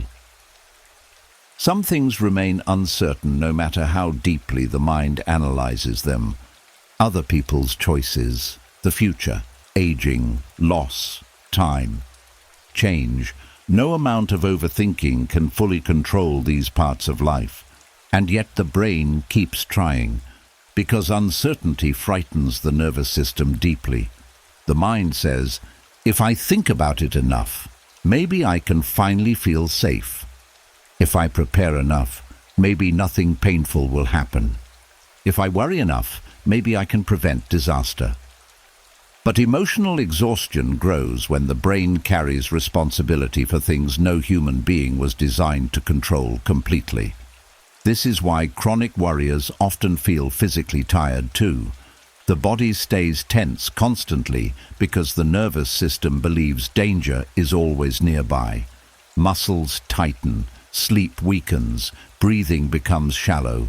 The mind keeps spinning endlessly, trying to solve life itself, and eventually the soul becomes tired from carrying impossible responsibility. The Stoics understood this better than almost anyone. In fact, one of their central teachings was learning the difference between what is within your control and what is not.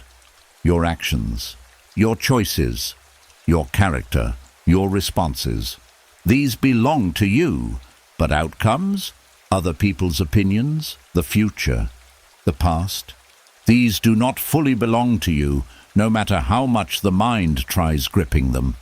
Marcus Aurelius constantly reminded himself that suffering increases when people emotionally attach themselves to things outside their control, not because caring is wrong, but because the nervous system collapses under the weight of trying to control the uncontrollable, and many people spend years trapped inside this invisible emotional struggle, trying to manage everyone's emotions, trying to guarantee perfect relationships, trying to force certainty from uncertain situations, trying to mentally rehearse every possible future outcome, and slowly, life starts feeling unbearably heavy. Not because reality itself is always unbearable, but because the mind is carrying far more than it was ever meant to carry. There is also another hidden danger here. Constantly trying to control the uncontrollable disconnects people from the present moment completely. A peaceful day gets ruined by future worry. A beautiful relationship gets overshadowed by fear of loss. A quiet evening becomes emotionally consumed by problems that do not even exist yet. The person misses life while trying to mentally secure it. And perhaps the saddest part is this: many people only realize years later how much life they spent emotionally sacrificing to fears that never even happened. The mind stole peace, trying to guarantee peace. But peace cannot grow inside constant control. Real peace requires surrendering certain things mentally, not giving up, not becoming passive, but releasing the illusion that endless worry can fully protect you from pain. This is terrifying at first for the anxious nervous system, because letting go of control feels vulnerable. The brain fears that if it stops worrying, something bad will happen. But eventually, a person begins seeing the truth clearly. Worrying never truly guaranteed safety. It only guaranteed exhaustion. The future still unfolded however it unfolded. Life still changed. People still made their own choices. And all the mental gripping only created more inner suffering beforehand. This realization slowly changes the relationship with uncertainty. A person begins breathing differently. they stop forcing answers before answers are ready. They stop trying to emotionally solve every possible future tonight. They begin focusing more gently on what is actually here in the present moment, instead of mentally chasing control endlessly. And strangely enough, this creates more emotional strength, not less. Because energy returns when the mind stops carrying impossible burdens constantly. The nervous system softens, sleep deepens. Moments become easier to enjoy again. The person realizes they can survive uncertainty without mentally destroying themselves trying to eliminate it first. This is not weakness, it is wisdom. The wisdom to know that some things must simply unfold in their own time. And beneath all the worry, beneath all the emotional gripping and endless mental control, there is still a quieter part of you that already understands something the fearful mind keeps resisting. You were never meant to carry the entire future on your shoulders every single night, just to deserve peace today. And after carrying the unbearable weight of trying to control the future, the mind slowly reveals something even deeper underneath it all. The true thing it has been searching for this entire time is certainty. Certainty that everything will be okay. Certainty that people will stay. Certainty that failure will not happen. Certainty that love will not disappear. Certainty that pain will not return again. And because life cannot fully provide these guarantees, the mind stays restless almost constantly. This is one of the hidden roots of inner turmoil. The nervous system keeps demanding answers from a world built on uncertainty. Human beings crave stability deeply. The brain wants clear outcomes, predictable patterns, emotional safety. It wants to know exactly what will happen next, because certainty feels calming to the nervous system. But life rarely unfolds that cleanly. Relationships change, people surprise us, plans fail. Unexpected loss arrives. Time moves forward whether we feel prepared or not. And for a mind addicted to certainty, this becomes emotionally overwhelming. So the brain starts searching harder. More thinking, more analyzing, more predicting, more mental rehearsal. The mind believes that if it can just figure everything out ahead of time, peace will finally arrive. But instead, the opposite happens. The search for certainty creates endless anxiety because certainty itself remains impossible to fully secure. This is why some people mentally replay the same decisions over and over again. They are searching for the perfect answer that guarantees no future regret. Should I stay or leave? Did I make the right choice? What if I fail? What if I regret this later? The mind keeps spinning because uncertainty feels emotionally intolerable. And slowly, this constant searching creates deep internal tension. The nervous system never fully rests because it keeps waiting for perfect clarity before relaxing. But perfect clarity rarely comes. Life moves while uncertainty remains. The Stoics understood this deeply. They believed one of the greatest causes of suffering was demanding certainty from an uncertain world. Marcus Aurelius constantly reminded himself that human beings control very little outside their own actions, attitudes, and character. Everything else remains partly unknown. And fighting this reality creates inner conflict. But modern minds struggle deeply with uncertainty. People want guarantees before they trust. Guarantees before they love. Guarantees before they take risks. Guarantees before they begin healing. The brain says, "Tell me exactly how this ends first. Promise me I won't get hurt. Promise me I won't fail. Promise me this relationship will last forever."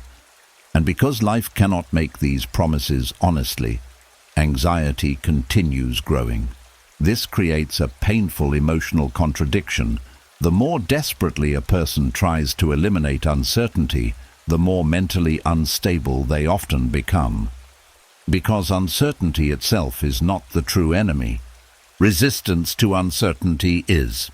Some people become emotionally trapped for years because they keep waiting for total certainty before moving forward in life.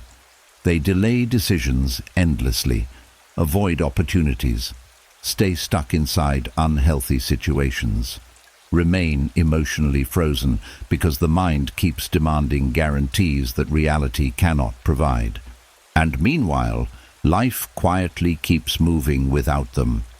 The nervous system becomes exhausted from carrying impossible expectations, trying to predict every outcome, trying to avoid every mistake, trying to mentally secure the future before it arrives. Eventually, even small uncertainties begin triggering large emotional reactions because the brain has become hyper-dependent on control. A delayed message creates panic. An unclear conversation creates overthinking. An unexpected change creates emotional chaos. The mind keeps searching for certainty the way a thirsty person searches for water in a desert. But certainty is not where peace ultimately lives. This is one of the hardest truths for the anxious mind to accept. Peace is not found through controlling every unknown. Peace is found through learning how to remain steady while uncertainty exists. And this changes everything internally, because life itself will always contain unknowns. No relationship comes with permanent guarantees. No future arrives fully predictable.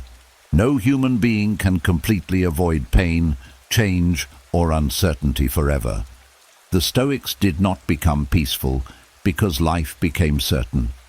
They became peaceful because they stopped demanding certainty before allowing themselves to live fully. This is real emotional strength, not eliminating uncertainty, learning how to breathe inside it. At first, this feels terrifying for the nervous system. The brain keeps trying to return to old habits, more analysis, more prediction, more control. But slowly, awareness begins softening the grip. A person starts noticing that uncertainty itself has always existed, even during their safest moments. And yet, they survived. Life kept unfolding. Pain came sometimes. Joy came too. Love arrived. Healing arrived. Unexpected beauty arrived. Not everything uncertain became disaster. This realization slowly relaxes the nervous system. The person stops treating every unknown like an emergency. Breathing deepens. Mental pressure decreases. The future no longer feels like something that must be conquered mentally before peace is allowed. And perhaps this is one of the deepest forms of inner freedom.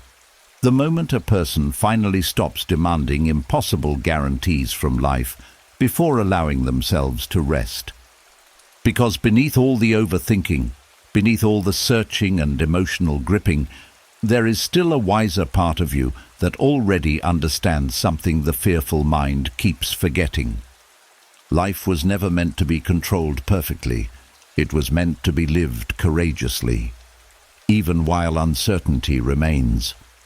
And beneath the overthinking, beneath the fear of judgment, beneath the endless search for certainty, there is another quiet habit many people carry without even realizing how deeply it controls them. The constant need to explain themselves, explaining feelings, explaining choices, explaining boundaries, explaining silence, explaining pain, explaining why they said no, explaining why they need rest. The mind keeps rehearsing explanations endlessly, as if survival depends on being perfectly understood by everyone around them. And for many people, this becomes emotionally exhausting. A simple decision turns into hours of mental justification. A boundary creates guilt. A disagreement creates inner panic. The brain starts preparing defense speeches before anyone even questions them. And slowly, the person becomes trapped inside invisible emotional pressure, always trying to make sure nobody misunderstands them, always trying to avoid disappointing people, always trying to make their existence feel acceptable. But underneath this habit is usually something much deeper than communication. Fear. The fear that without explanation, love may disappear, respect may disappear, acceptance may disappear. Many people learned early in life that simply existing as themselves was not emotionally safe enough. They had to explain, defend, justify, or overperform emotionally in order to avoid criticism, punishment, rejection, or emotional withdrawal. A child says no and gets shamed. A child expresses emotion and gets dismissed. A child makes a mistake and gets harshly judged. So the nervous system adapts. It learns, if I explain myself perfectly, maybe I can stay emotionally safe. And years later, the adult still carries the same invisible fear. This is why some people over-explain even very small things. Their nervous system is not just communicating, it is trying to prevent emotional danger. The brain believes misunderstanding equals rejection. So the mind keeps rehearsing, keeps clarifying, keeps mentally defending itself before conflict even begins. And over time, this creates enormous internal noise. There are people who replay entire conversations afterward, trying to make sure they came across correctly. Others mentally explain themselves to imaginary critics inside their own head all day long. The mind becomes a courtroom where the person is constantly trying to prove they are not wrong, selfish, difficult, lazy, emotional, weak, or unworthy. And perhaps the saddest part is this. Many people spend more energy trying to be understood by others than understanding themselves. The Stoics understood that peace becomes impossible when self-worth depends entirely on outside approval. Marcus Aurelius reminded himself repeatedly that other people will misunderstand you sometimes, no matter how carefully you explain yourself. And this is deeply important. Because some people are committed to misunderstanding you through the lens of their own pain, assumptions, insecurities, or limitations. No perfect explanation can fully control how another human being interprets you. But the anxious mind struggles to accept this. It keeps believing, if I just explain it better, if I just say it perfectly, if I just make them understand, then finally peace will arrive. But often, the endless explaining only deepens emotional exhaustion. Because the real wound is not communication, it is the fear underneath communication. The fear of being emotionally unsafe if misunderstood. This creates people-pleasing patterns too. A person becomes overly responsible for everyone else's emotional reactions. They feel guilty setting boundaries, guilty disappointing people, guilty choosing themselves. So the mind keeps trying to soften every decision with endless explanation. But emotionally healthy people do not require endless justification for your humanity. No can be enough. Rest can be enough. Boundaries can be enough. Silence can be enough. The nervous system simply forgot this after years of emotional conditioning. And slowly, many people lose touch with their own inner authority. They stop trusting themselves directly because the mind keeps searching for outside permission and approval first. This creates constant self-doubt. Even after making decisions, the brain keeps reopening them internally. Was I too harsh? Did I hurt them? Should I explain more? The mind becomes trapped in emotional over-responsibility. But healing begins when a person finally notices this pattern clearly, notices how often they mentally defend themselves before danger even exists, notices how exhausting constant self-justification feels, notices how deeply the nervous system fears disapproval, and slowly, something inside begins changing. The person starts realizing they do not need to emotionally abandon themselves every time someone misunderstands them. They stop over-explaining every boundary, stop apologizing for every need, stop carrying responsibility for managing every person's perception. At first, this feels uncomfortable because the old survival system becomes activated immediately. Fear rises, guilt rises, anxiety whispers that something terrible will happen if they stop explaining. But over time, the nervous system relearns safety. The person survives being misunderstood, survives disappointing people sometimes, survives existing without constant emotional defense, and slowly the mind becomes quieter, because endless explanation was never creating peace. It was fear trying to negotiate safety, and beneath all the rehearsed conversations, beneath all the emotional defending and mental justification, there is still a quieter self waiting to remember something deeply important. You were never meant to spend your whole life proving your right to exist exactly as you are. And after years of fear, overthinking, emotional rehearsal, and constant self-protection, some minds slowly develop another painful habit. They stop seeing problems clearly. Instead, they begin emotionally enlarging every small threat until it feels enormous. A delayed message becomes abandonment. A mistake becomes disaster. A disagreement becomes proof that everything is falling apart. A small uncertainty becomes a mental emergency. And before the situation even fully unfolds, the nervous system is already reacting as if catastrophe has arrived. This is what happens when fear trains the brain to expect danger everywhere. The mind loses proportion, not because the person is irrational or weak, but because the nervous system has spent too many years surviving emotionally instead of feeling safe.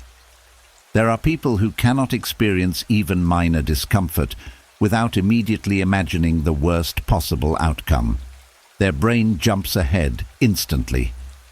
What if this ruins everything? What if they leave?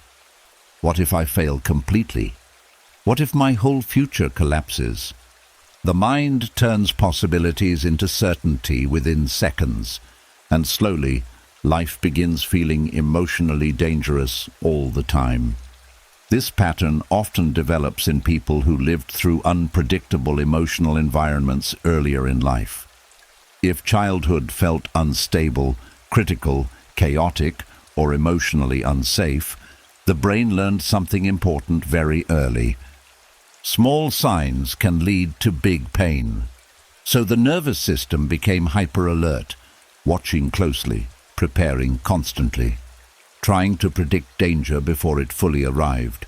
And years later, the adult still carries the same emotional alarm system into ordinary situations. The brain reacts to small problems with enormous emotional intensity because somewhere deep inside, the nervous system still believes survival may depend on it. This is why some people spiral so quickly mentally. A tiny emotional trigger wakes up years of accumulated fear underneath the surface. The situation itself may be small, but the emotional history attached to it is not. The Stoics understood this deeply. They believed much of suffering comes not from events themselves, but from the exaggerated stories the mind builds around them.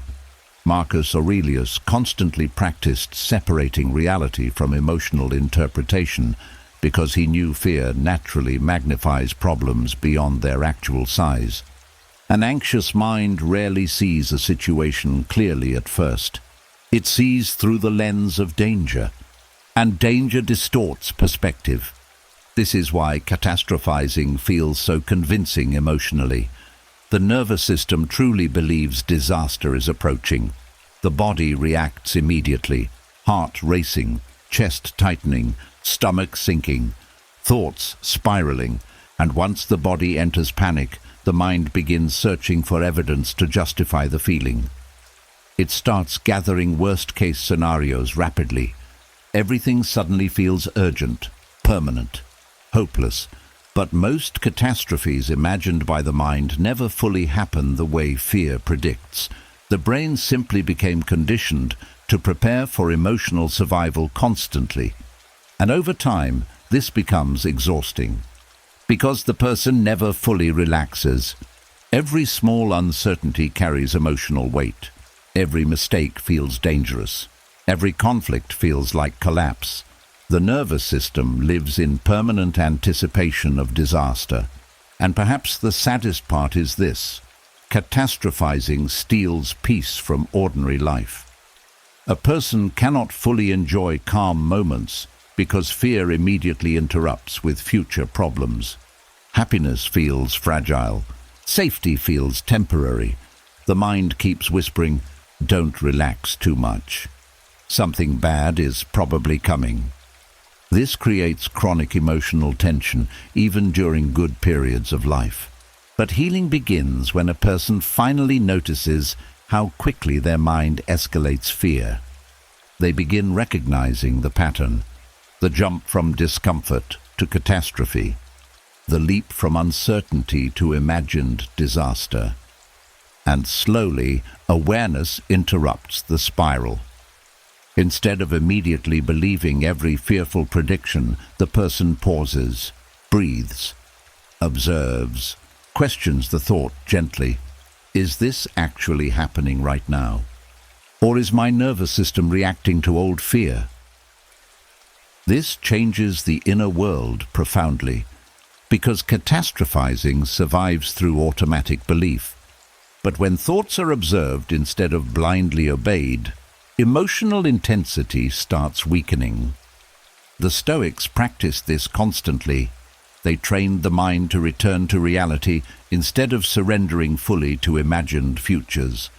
Not because danger never exists, but because exaggerated fear destroys clarity.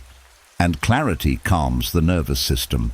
Slowly, the person learns that discomfort is not always disaster. Uncertainty is not always catastrophe. A difficult moment is not always the end of everything. The nervous system begins relearning emotional proportion. Small problems remain small again. Mistakes stop becoming identity. Temporary discomfort stops feeling permanent. And over time, the body softens too. Breathing deepens. Sleep improves. Life feels less emotionally overwhelming because the mind no longer treats every challenge like total collapse. This does not mean becoming careless. It means learning how to stay grounded when fear tries turning every storm cloud into the end of the world. And beneath all the catastrophizing, beneath all the spiraling thoughts and emotional alarms, there is still a calmer part of you capable of seeing reality without fear constantly enlarging it. A steadier self quietly waiting beneath the panic, still strong enough to face life one moment at a time instead of fearing every possible ending all at once. And after seeing how easily the mind spirals into fear, catastrophe, shame, and endless emotional replay, one final truth slowly becomes clear. The problem is not only that thoughts appear. The deeper problem is that most people automatically follow every single one of them. The mind says something fearful, and the person chases it. The mind remembers something painful, and the person dives into it. The mind predicts disaster, and the nervous system immediately reacts as if the future already arrived. Very few people ever learn the rare discipline of simply letting a thought pass without giving it their entire emotional energy.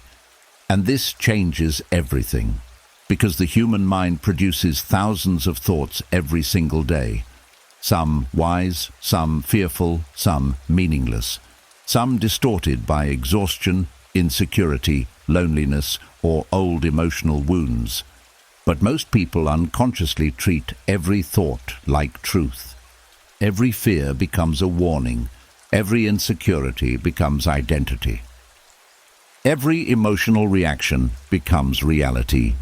And slowly, the mind turns into a place of constant emotional chaos because there is no inner filter separating awareness from automatic obedience.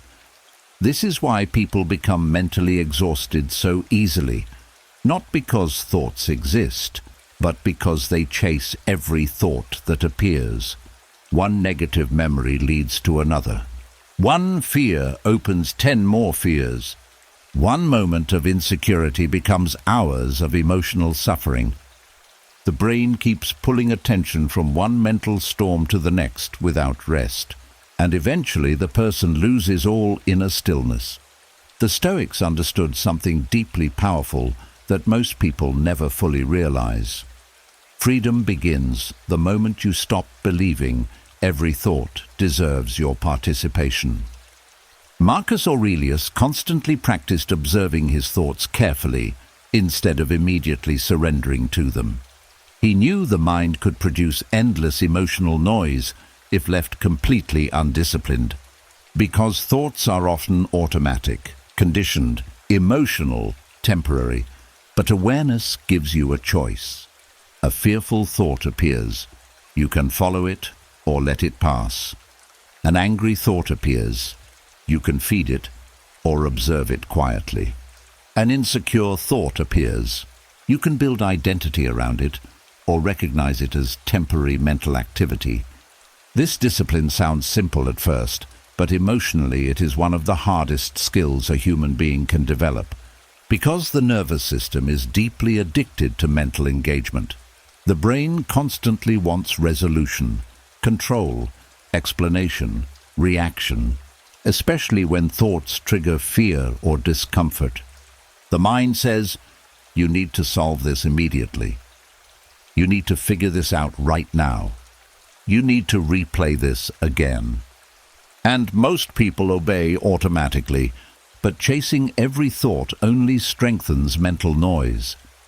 The more attention given to fearful thinking, the louder the mind becomes.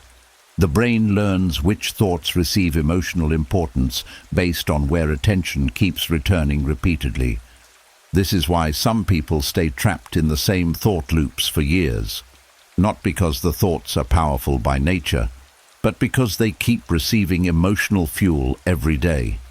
And slowly, a person becomes psychologically exhausted from living inside non-stop mental reaction. But something beautiful begins happening when a person finally stops chasing every thought automatically. At first, the mind resists strongly. Thoughts become louder temporarily. Fear tries harder to regain attention.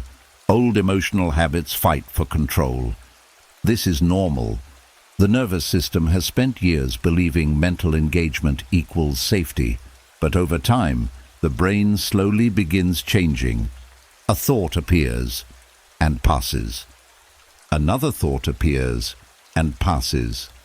The person notices the thoughts without becoming consumed by them, like clouds moving through the sky instead of storms dragging the entire soul away. This creates enormous emotional space internally. The mind becomes less crowded. The body relaxes more naturally. Silence becomes less frightening. And for the first time in years, the person experiences moments where they are no longer psychologically attached to every mental movement happening inside them. This discipline also reveals something surprising. Many thoughts lose power very quickly when they stop receiving attention. Fear weakens, shame softens, anger fades faster.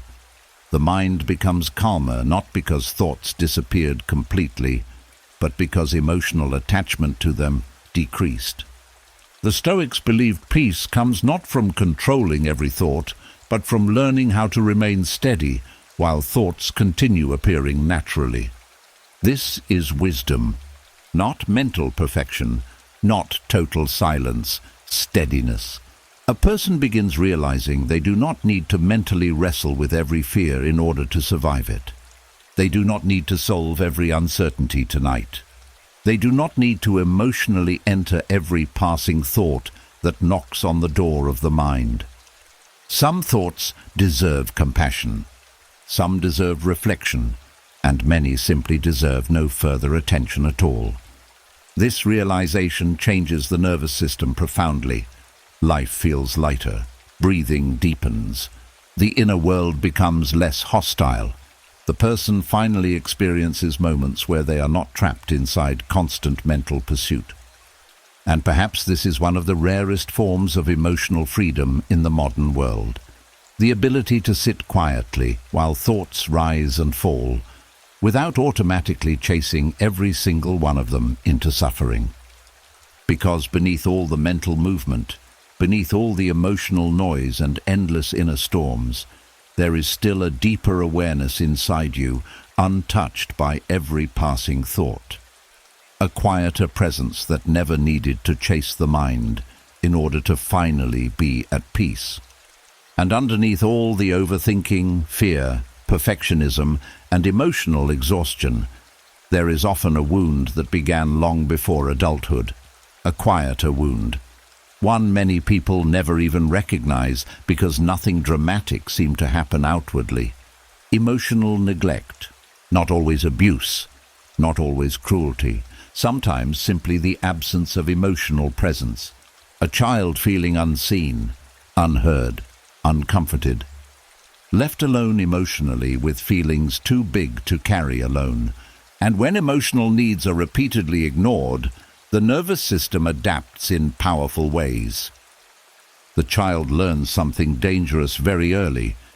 If nobody helps me emotionally, then I must manage everything alone inside my own mind. And from that moment forward, the inner world becomes hyperactive. The brain starts working overtime, trying to process emotions that were never safely held, understood, or soothed by another human being. This is why many emotionally neglected people grow into adults with incredibly noisy minds. The mind never learned how to rest safely. It learned how to survive internally. There are people who became hyper-independent emotionally because vulnerability once felt pointless. No one came, no one listened, no one noticed. So the nervous system stopped expecting emotional support and turned inward completely. And eventually the inner world became overcrowded. Overthinking, self-monitoring, emotional replay, hyper-awareness, constant mental analysis. The brain keeps trying to perform emotional labor that should never have belonged entirely to a child in the first place. This creates a very lonely kind of exhaustion. Because emotionally neglected people often appear strong outwardly. They handle things alone, rarely ask for help, seem emotionally self-sufficient. But internally, many are carrying overwhelming emotional noise every single day. The mind became both the wounded child and the emotional caretaker at the same time, and this creates deep nervous system fatigue over the years. Without healthy emotional mirroring in childhood, many people never learned how to regulate emotions calmly. No one taught them that feelings could safely rise and fall without becoming dangerous. No one modeled emotional grounding consistently, so the brain stayed hyperactive, trying to manage emotional uncertainty alone. This is why emotionally neglected people often struggle with racing thoughts during quiet moments. The nervous system never learned that rest could be emotionally safe. Silence often activates old emotional loneliness underneath. And because emotional neglect is invisible compared to obvious trauma, many people minimize it. I had food. I had clothes. Nothing terrible happened. But emotional absence changes the nervous system deeply. A child does not only need physical survival, they need emotional connection, comfort, validation, safety, presence. Without these things, the mind adapts by becoming hypervigilant internally. The Stoics understood that human beings are deeply shaped by early conditioning. Marcus Aurelius often reflected on the emotional influences surrounding people and how unconscious patterns quietly shape the mind across years. And emotional neglect leaves invisible patterns everywhere. Some people become people pleasers because attention once felt emotionally scarce. Others become emotionally detached because vulnerability never felt safe. Some overthink constantly because they had to emotionally parent themselves internally for years. Others become addicted to achievement because success became the only reliable source of validation. The nervous system keeps trying to earn the emotional safety it never fully received naturally. This creates enormous mental noise. The mind keeps asking questions it never resolved emotionally. Am I enough? Does anyone truly care? Am I safe emotionally? Will people stay? And because these needs were never fully settled early in life, the brain keeps searching endlessly for reassurance. The hyperactive inner world becomes an attempt to emotionally protect the self from further abandonment. But constant internal management eventually becomes exhausting. The person may appear calm externally while privately feeling emotionally overwhelmed most nights. And perhaps the saddest part is this: many emotionally neglected people become incredibly compassionate toward others while remaining deeply disconnected from their own emotional needs. They know how to comfort everyone except themselves. They learned how to survive by minimizing their own feelings. But healing begins when emotional neglect is finally acknowledged honestly instead of dismissed. Not to blame endlessly, not to stay trapped in the past, but to understand why the nervous system became so loud, why silence feels uncomfortable, why the mind never fully powers down, why emotional self-protection became automatic. Because once the wound becomes visible, compassion can finally begin entering the places where self-judgment once lived. The person slowly learns something they never fully experienced before. Their emotions deserve attention too. Their needs matter too. Their exhaustion makes sense. Their nervous system was adapting the best way it knew how. And gradually, the inner world begins softening. The mind stops carrying everything completely alone. The nervous system relearns emotional safety little by little, not perfectly, not instantly, but gently, like a child finally being comforted after spending years trying to self-soothe in silence.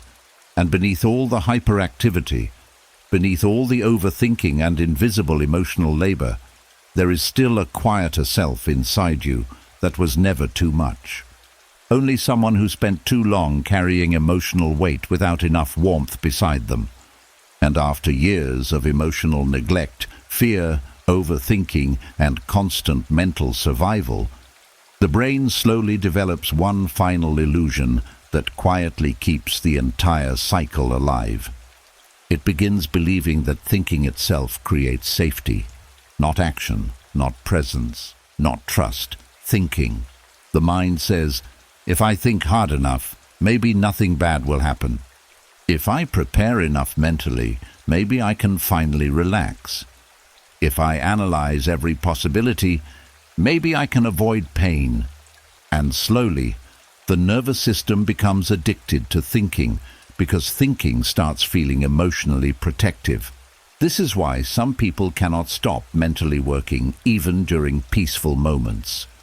The brain learned to associate constant thought with emotional survival.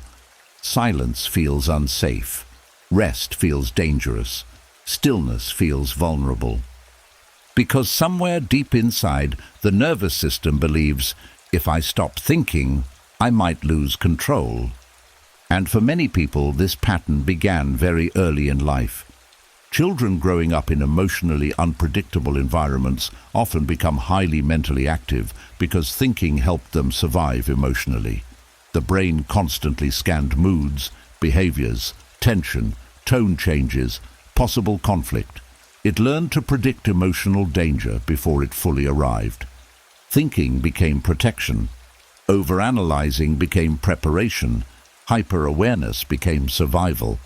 And years later, the adult still carries the same nervous system pattern into everyday life. The mind never fully stops scanning, never fully stops preparing, never fully stops trying to mentally secure the future. Even during calm moments, the brain keeps searching for hidden threats because it believes vigilance equals safety. But eventually this creates deep exhaustion, because human beings were never meant to live in constant psychological alertness. There are people who physically rest, but never mentally rest. Their body sits still while their brain continues running endlessly in the background. Planning, replaying, predicting, analyzing, preparing. And over time they become disconnected from true peace because the nervous system no longer remembers what emotional safety feels like without mental activity. The Stoics understood this deeply. They knew the untrained mind constantly seeks control through endless thought. Marcus Aurelius repeatedly reminded himself to return to the present moment because he understood something powerful. Most thinking does not create safety, it creates the illusion of safety. The future still remains uncertain no matter how much mental preparation happens beforehand. Pain may still come, loss may still come, change may still come, and endless thinking cannot fully prevent any of it. But the anxious mind struggles to accept this reality, because if thinking is not creating safety, then what has the mind been exhausting itself for all these years? This realization can feel deeply emotional. Many people suddenly realize their entire nervous system has been trapped in survival mode for decades. The brain kept trying to outthink uncertainty itself, but uncertainty is part of life. No human being can think their way into permanent emotional protection, and slowly, the person begins seeing how much life was missed while the mind stayed trapped in endless mental preparation. Beautiful moments interrupted by worry, love interrupted by fear, peace interrupted by prediction. The nervous system stayed busy trying to secure tomorrow while quietly losing today. And perhaps the hardest part is this: thinking often feels productive even when it is harming you. The brain says, "You're being responsible. You're staying prepared. You're solving problems." But many thoughts are not solving anything at all. They are simply fear repeating itself in different forms. And because the nervous system became emotionally dependent on mental activity, stopping feels uncomfortable at first. The moment silence appears, anxiety rises. The brain immediately searches for something else to think about. Another problem, another worry, another future scenario. Because the nervous system mistakes stillness for vulnerability. But healing begins when a person slowly teaches the brain something new. Safety does not come from endless thinking. It comes from inner steadiness, from presence, from trusting yourself enough to handle life as it unfolds instead of trying to mentally conquer every future before it arrives. This changes the nervous system gradually. A thought appears, but the person no longer immediately follows it. An uncertainty appears, but panic does not automatically take over. The mind slowly learns that rest itself is not danger. At first, this feels unnatural. The old survival system fights hard to keep thinking constantly, but little by little, the body softens, breathing deepens, silence becomes less threatening. The person starts experiencing moments where they are simply here, without mentally preparing for disaster every second. And perhaps this is one of the deepest forms of healing possible. The moment the nervous system finally realizes it no longer has to earn safety through non-stop mental effort. Because beneath all the thinking, beneath all the preparing and emotional vigilance, there is still a quieter part of you that never needed constant mental noise in order to survive. Only a chance to finally feel safe enough to rest. And after years of overthinking, preparing, rehearsing, monitoring, and mentally surviving, many people slowly become trapped inside one final exhausting habit: constant self-analysis. Analyzing every emotion, Every reaction, every conversation, every flaw, every decision. The mind turns inward so often that eventually the person no longer experiences life naturally anymore. They study themselves constantly instead of simply living. At first, self-analysis can feel intelligent, self-aware, responsible. The brain believes that deeper understanding will finally create peace, so it keeps searching inside endlessly. Why did I react that way? What's wrong with me? What if I'm becoming toxic? Why can't I stop feeling this? And slowly, the inner world becomes a psychological laboratory where the person is both the observer and the thing being endlessly examined. But eventually, self-awareness turns into self-surveillance, and that is where suffering begins. There are people who cannot experience a single emotion without immediately dissecting it mentally. Sadness appears, and the brain starts analyzing it. Anxiety appears, and the mind begins researching it internally. Even moments of happiness become interrupted by self-monitoring. The person stops feeling life directly. Everything becomes mentally processed first. This creates a strange kind of emotional imprisonment because the mind never fully rests from itself.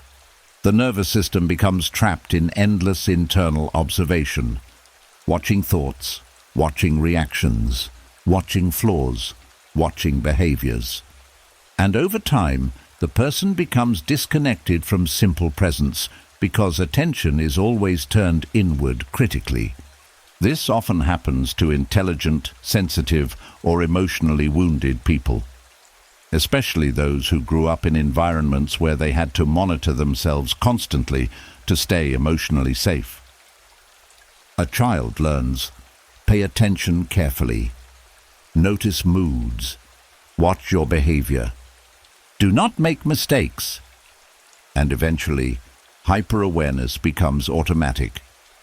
Years later, the adult still carries the same survival mechanism inwardly. The brain keeps examining every emotional movement, searching for danger, flaws, or hidden problems. The Stoics understood the importance of self-reflection, but they also understood something modern minds often forget. Reflection is meant to create clarity, not obsession. Marcus Aurelius reflected deeply, but he did not endlessly torture himself psychologically, searching for perfect self-understanding every moment of the day. Because endless self-analysis often creates more confusion, not more peace. The mind keeps pulling itself apart, trying to solve every emotional experience intellectually. But not every feeling needs dissection. Some emotions simply need space to move through naturally. This is where many people become trapped. They believe healing means endlessly thinking about themselves, endlessly analyzing trauma, endlessly monitoring emotions, endlessly searching for hidden psychological explanations. But eventually, this becomes another form of mental avoidance, because analyzing emotions is not always the same as fully feeling them. A person can spend years studying themselves while still remaining emotionally disconnected from actual healing. And constant self-analysis creates another painful problem too. It slowly weakens spontaneity. The person becomes overly self-conscious, overly careful, overly mentally involved in their own behavior. Even simple conversations become exhausting because part of the brain is constantly evaluating the self during the interaction. How am I coming across? Did that sound weird? Why did I say that? The mind keeps interrupting natural human experience with endless internal commentary, and over time, life starts feeling emotionally heavy.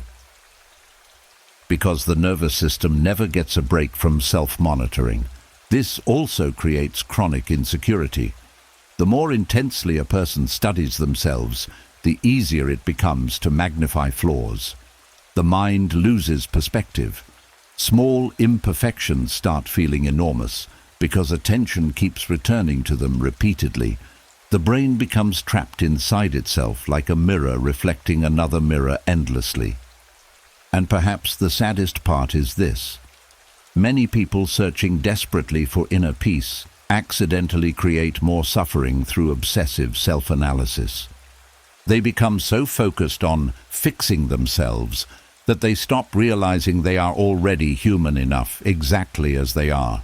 Healing begins when a person slowly loosens the grip of constant inner examination, not abandoning self-awareness completely, but allowing space between awareness and obsession. The person begins letting emotions exist without immediately turning them into psychological projects. A bad moment happens, and they stop analyzing it for 3 hours afterward. Anxiety appears, and they stop trying to solve their entire identity through it. A conversation ends, and they stop replaying every sentence repeatedly. At first this feels unfamiliar, because the nervous system became addicted to self-monitoring. But gradually, something beautiful begins happening. Life starts feeling lighter again.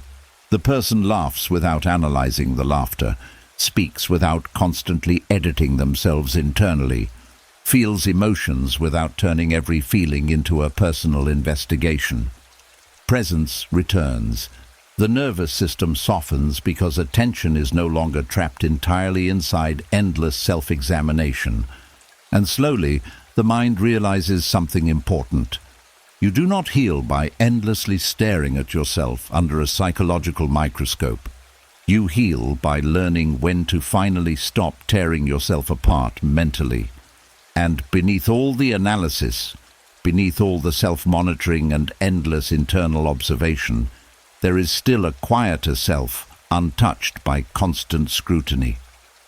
A human being who never needed perfect self-understanding in order to deserve peace.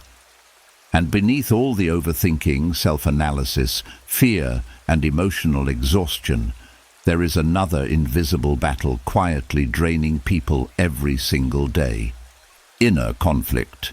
The exhausting war between different parts of yourself pulling in opposite directions at the same time.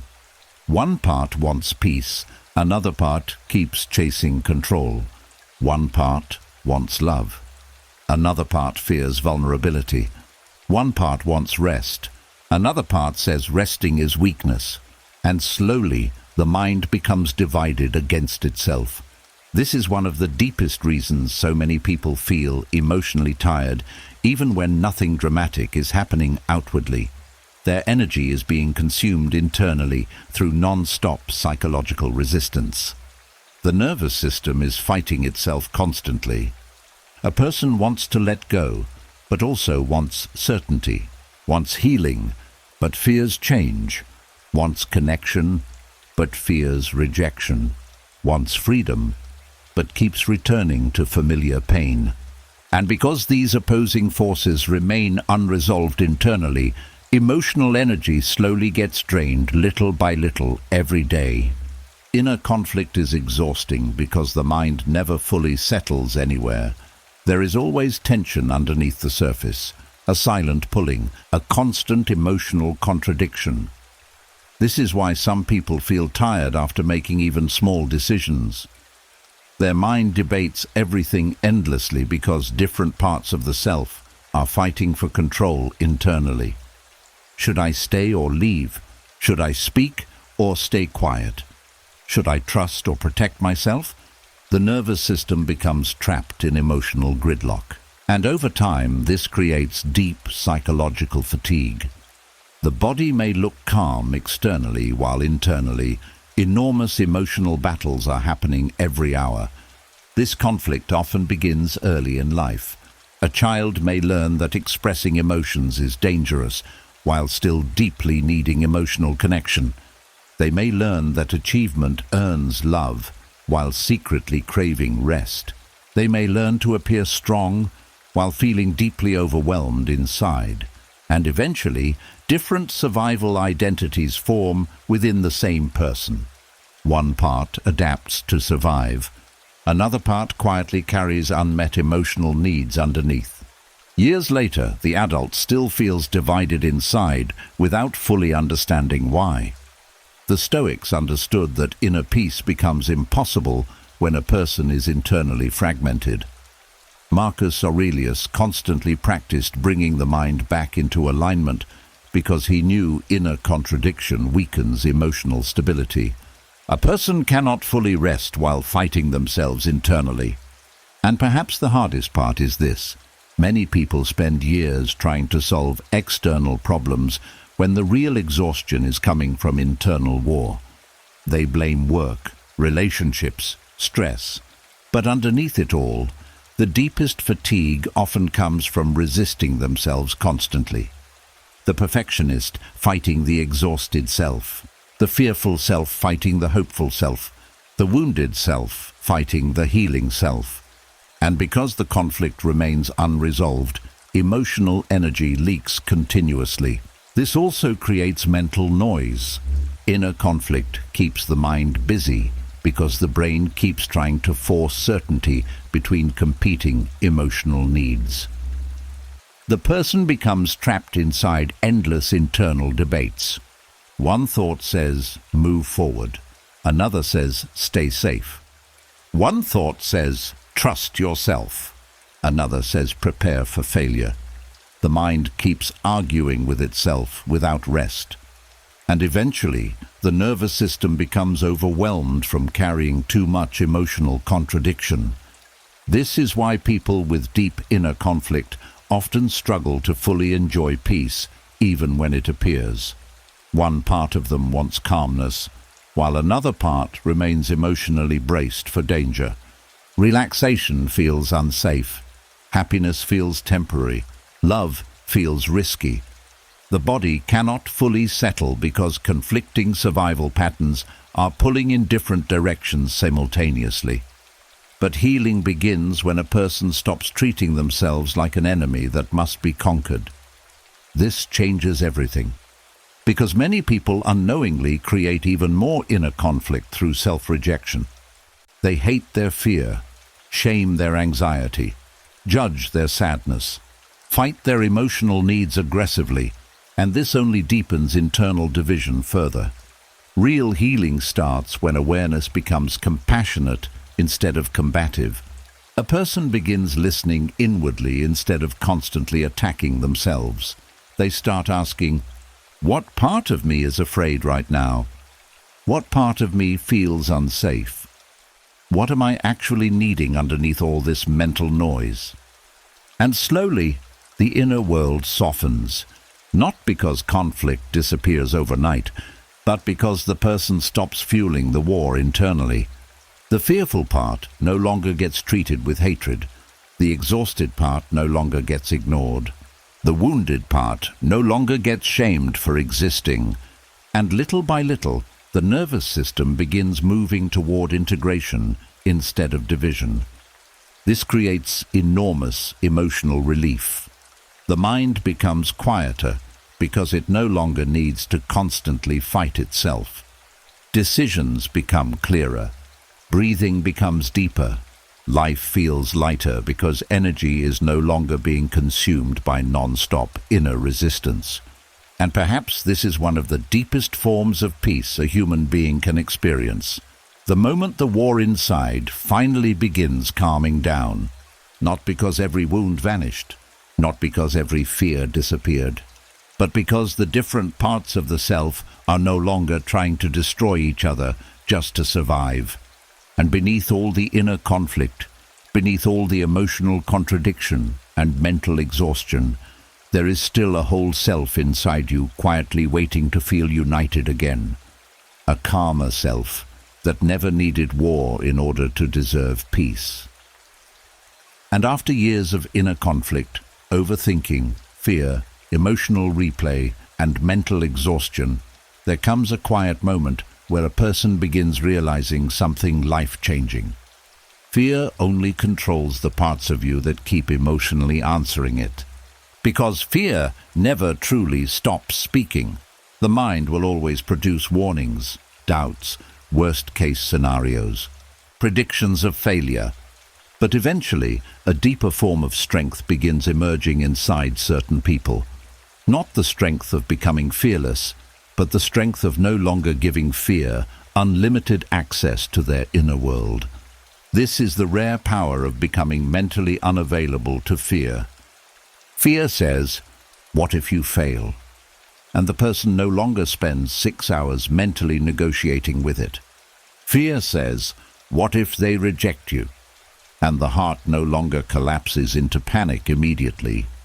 Fear says, "Stay small, stay hidden, stay safe." And for the first time, the soul quietly answers, "No." This changes everything internally, because most people spend their entire lives emotionally available to fear at all times. Every fearful thought receives attention. Every anxious prediction receives analysis. Every insecurity becomes a conversation the mind fully enters. Fear knocks on the door and immediately gets invited inside. But emotionally mature people slowly learn something different. A thought can appear without receiving obedience.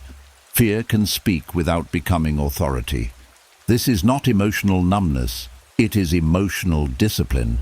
The Stoics understood this deeply. Marcus Aurelius lived surrounded by uncertainty, betrayal, illness, war, death, and pressure beyond what most people could imagine. But his peace came from understanding that fear grows stronger when the mind keeps surrendering attention to it constantly. Fear feeds on emotional participation. The more you rehearse fearful futures, the more powerful fear becomes. The more you analyze insecurities, the louder they grow.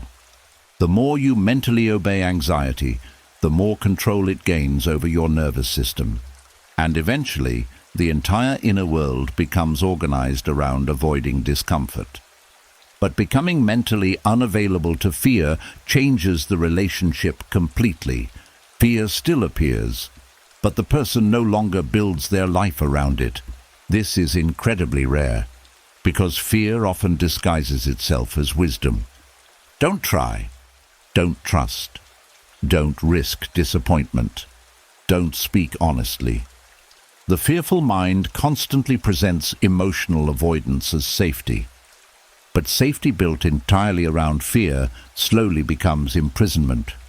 A person avoids rejection, but also avoids connection, avoids failure, but also avoids growth, avoids vulnerability, but also avoids intimacy. And eventually, the soul becomes exhausted from living such a restricted life. At some point, healing people begin noticing something important. Fear has already stolen enough years, enough peace, enough sleep, enough opportunities, enough joy, and little by little they stop negotiating with it constantly. This does not mean they never feel afraid again. It means fear no longer gets to make every decision. The nervous system begins learning that discomfort is survivable, uncertainty is survivable, embarrassment is survivable, rejection is survivable, failure is survivable. And once the brain truly understands this emotionally, fear loses some of its power. Because underneath most fear is one deeper belief: this pain will destroy me. But experience slowly teaches otherwise. The person survived heartbreak, survived mistakes, survived uncertainty, survived difficult seasons they once thought would break them completely. And this creates quiet inner strength, not loud confidence, not arrogance, steadiness, the kind of steadiness that no longer panics every time fear appears internally. This is why mentally unavailable people often seem calmer. It is not because their mind became perfectly silent. It is because they stopped emotionally entertaining every fearful thought that enters. Fear says something catastrophic, and they let it pass. Fear predicts disaster, and they return attention to the present moment. Fear demands endless overthinking, and they refuse participation. This creates enormous psychological freedom. The nervous system softens because it no longer spends every waking hour reacting to imagined danger. Life becomes lighter, breathing becomes deeper, decisions become clearer, and perhaps the most beautiful part is this. The person slowly reconnects with courage again, not fearless courage, human courage, the kind that moves forward while uncertainty still exists, the kind that chooses peace over mental obsession, the kind that understands fear may always whisper, but whispers do not deserve complete control over a human life. And over time, the mind grows quieter, because fear is no longer constantly being fed attention, analysis, and emotional surrender. Like a fire slowly weakening after losing its source of fuel. And beneath all the fear, beneath all the years of overthinking and emotional survival, there is still a deeper self inside you, untouched by panic. A steadier self that was never asking for a perfect life without uncertainty. Only the courage to stop abandoning yourself every time fear begins speaking. And after years of fear, overthinking, self-analysis, and emotional replay, another silent habit slowly begins destroying people from the inside without them even realizing it. Rumination, the endless mental returning to pain, not reflection that leads to growth, not healthy processing, but repetitive emotional looping that keeps reopening wounds long after the moment has already passed. The mind keeps replaying the same mistake, the same heartbreak, the same embarrassment, the same rejection, again and again and again. And over time, this constant mental return to pain quietly changes how a person sees themselves. Because whatever the mind repeatedly revisits begins shaping identity. This is why rumination damages self-worth so deeply. The brain keeps placing emotional focus on moments connected to shame, failure, regret, inadequacy, or loss, until the person slowly starts believing those moments define who they are. A mistake becomes identity. A rejection becomes identity. A painful season becomes identity. And eventually, the person no longer remembers themselves clearly outside the suffering. This happens so subtly. At first, the mind says it is trying to understand, trying to learn, trying to prevent future pain. But rumination rarely creates resolution. It creates emotional deepening of the wound. Because every replay strengthens the emotional imprint inside the nervous system. The body reacts again. The shame returns again. The fear returns again. And slowly, the brain starts building a self-image around repeated emotional pain. This is why chronic rumination often leads people into deep insecurity without them fully noticing how it happened. The mind keeps rehearsing failure internally until confidence weakens naturally. It keeps replaying rejection until the person starts expecting abandonment everywhere. It keeps revisiting embarrassment until the nervous system becomes socially anxious. The inner world becomes emotionally shaped by what receives the most repetitive attention. And for many people, painful memories receive far more attention than peaceful ones ever do. The Stoics understood this deeply. They believed the mind becomes enslaved when it repeatedly returns to suffering without wisdom or purpose. Marcus Aurelius constantly practiced returning attention to the present moment because he knew the untrained mind naturally clings to pain, not because people enjoy suffering, because the nervous system mistakes repetition for protection. The brain believes, if I keep replaying this, maybe I'll finally prevent it from happening again. But most of the time, the replay only keeps the emotional wound alive longer. And rumination creates another hidden problem too. It slowly destroys trust in the self. A person begins questioning every decision, every interaction, every memory, The mind becomes filled with self-doubt because it keeps searching the past for evidence of personal failure. What's wrong with me? Why did I do that? How could I have been so stupid? And after enough repetition, the inner voice becomes cruel. Not because the person deserves cruelty, because the nervous system became trapped inside unresolved emotional pain. This creates deep emotional exhaustion. The brain never fully leaves the past.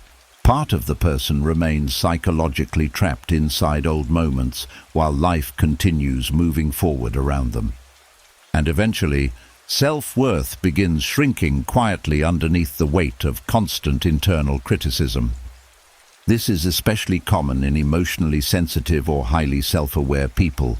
They naturally reflect deeply, but without emotional boundaries, reflection slowly turns into self-punishment. The mind keeps reopening old wounds, searching for perfect understanding that never fully arrives. And meanwhile, the person forgets something important. Human beings were never meant to be judged only by their worst moments. But rumination hides this truth. It magnifies flaws while minimizing growth, magnifies mistakes while ignoring resilience, magnifies regret while forgetting survival. And slowly, the person starts relating to themselves primarily through pain. This is why healing begins the moment a person notices the difference between reflection and rumination. Reflection creates insight, then release. Rumination creates obsession, then exhaustion. Reflection says, I learned something. Rumination says, stay here forever. And once this becomes visible, the relationship with thoughts slowly changes. A painful memory appears, but the person no longer automatically enters hours of self-attack afterward. They notice the loop beginning, notice the familiar emotional spiral.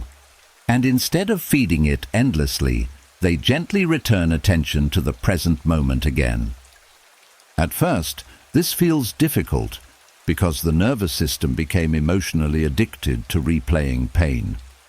The mind believes returning to the wound creates safety somehow. But gradually, the emotional grip weakens. The memory still exists, but identity begins separating from it. The person starts realizing, I am more than my worst moment. I am more than my mistakes. I am more than the pain my mind keeps replaying. And slowly, self-worth begins breathing again. Not because the past disappeared, but because the person finally stopped using the past as lifelong evidence against themselves. The nervous system softens. The inner voice becomes less cruel. Life feels lighter because the soul is no longer carrying the same emotional wound every single day through repetition. And perhaps this is one of the deepest forms of healing. The moment the mind finally stops reopening old pain, long enough for the heart to remember its own worth again. Because beneath all the rumination, beneath all the replayed mistakes and emotional loops, there is still a human being untouched by every painful thought the mind keeps repeating. A quieter self that was never meant to spend life endlessly reliving wounds that already hurt enough the first time. Tonight was never about fighting your mind. It was about finally understanding it. The endless overthinking, the fear, the replayed memories, the inner criticism, the silent exhaustion. None of it came from weakness. It came from a nervous system that spent too many years trying to survive emotionally without ever learning how to truly rest. But little by little, something changed tonight.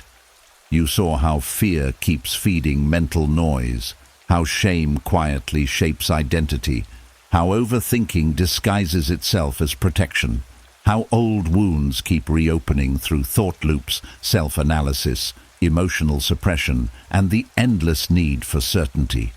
And maybe for the first time in a long time, you also saw something deeper, that you are not every thought your mind creates. You are not the voice that attacks you. You are not the fear that predicts disaster. You are not the old pain your brain keeps replaying. Beneath all the noise, there is still a calmer self inside you, a quieter presence that has survived every storm, every heartbreak, every sleepless night, every moment you thought would break you completely. And tonight, that part of you finally got room to breathe again. So as you close your eyes tonight, stop trying to solve your entire life before sleep arrives. Stop carrying tomorrow on your shoulders. Stop reopening wounds that already hurt enough. Let the mind soften. Let the body rest. Let the silence hold you without fear, because peace was never something you had to chase endlessly. It was something waiting underneath the noise all along. And before you leave tonight, I want you to do something powerful. In the comments, write the one thought you are finally ready to stop feeding. Just one. Let tonight become the night you stop giving it power over your life. And if this sleep session helped quiet the storm inside your mind even a little, subscribe to the channel and come back whenever the noise returns. You do not have to fight your mind alone anymore.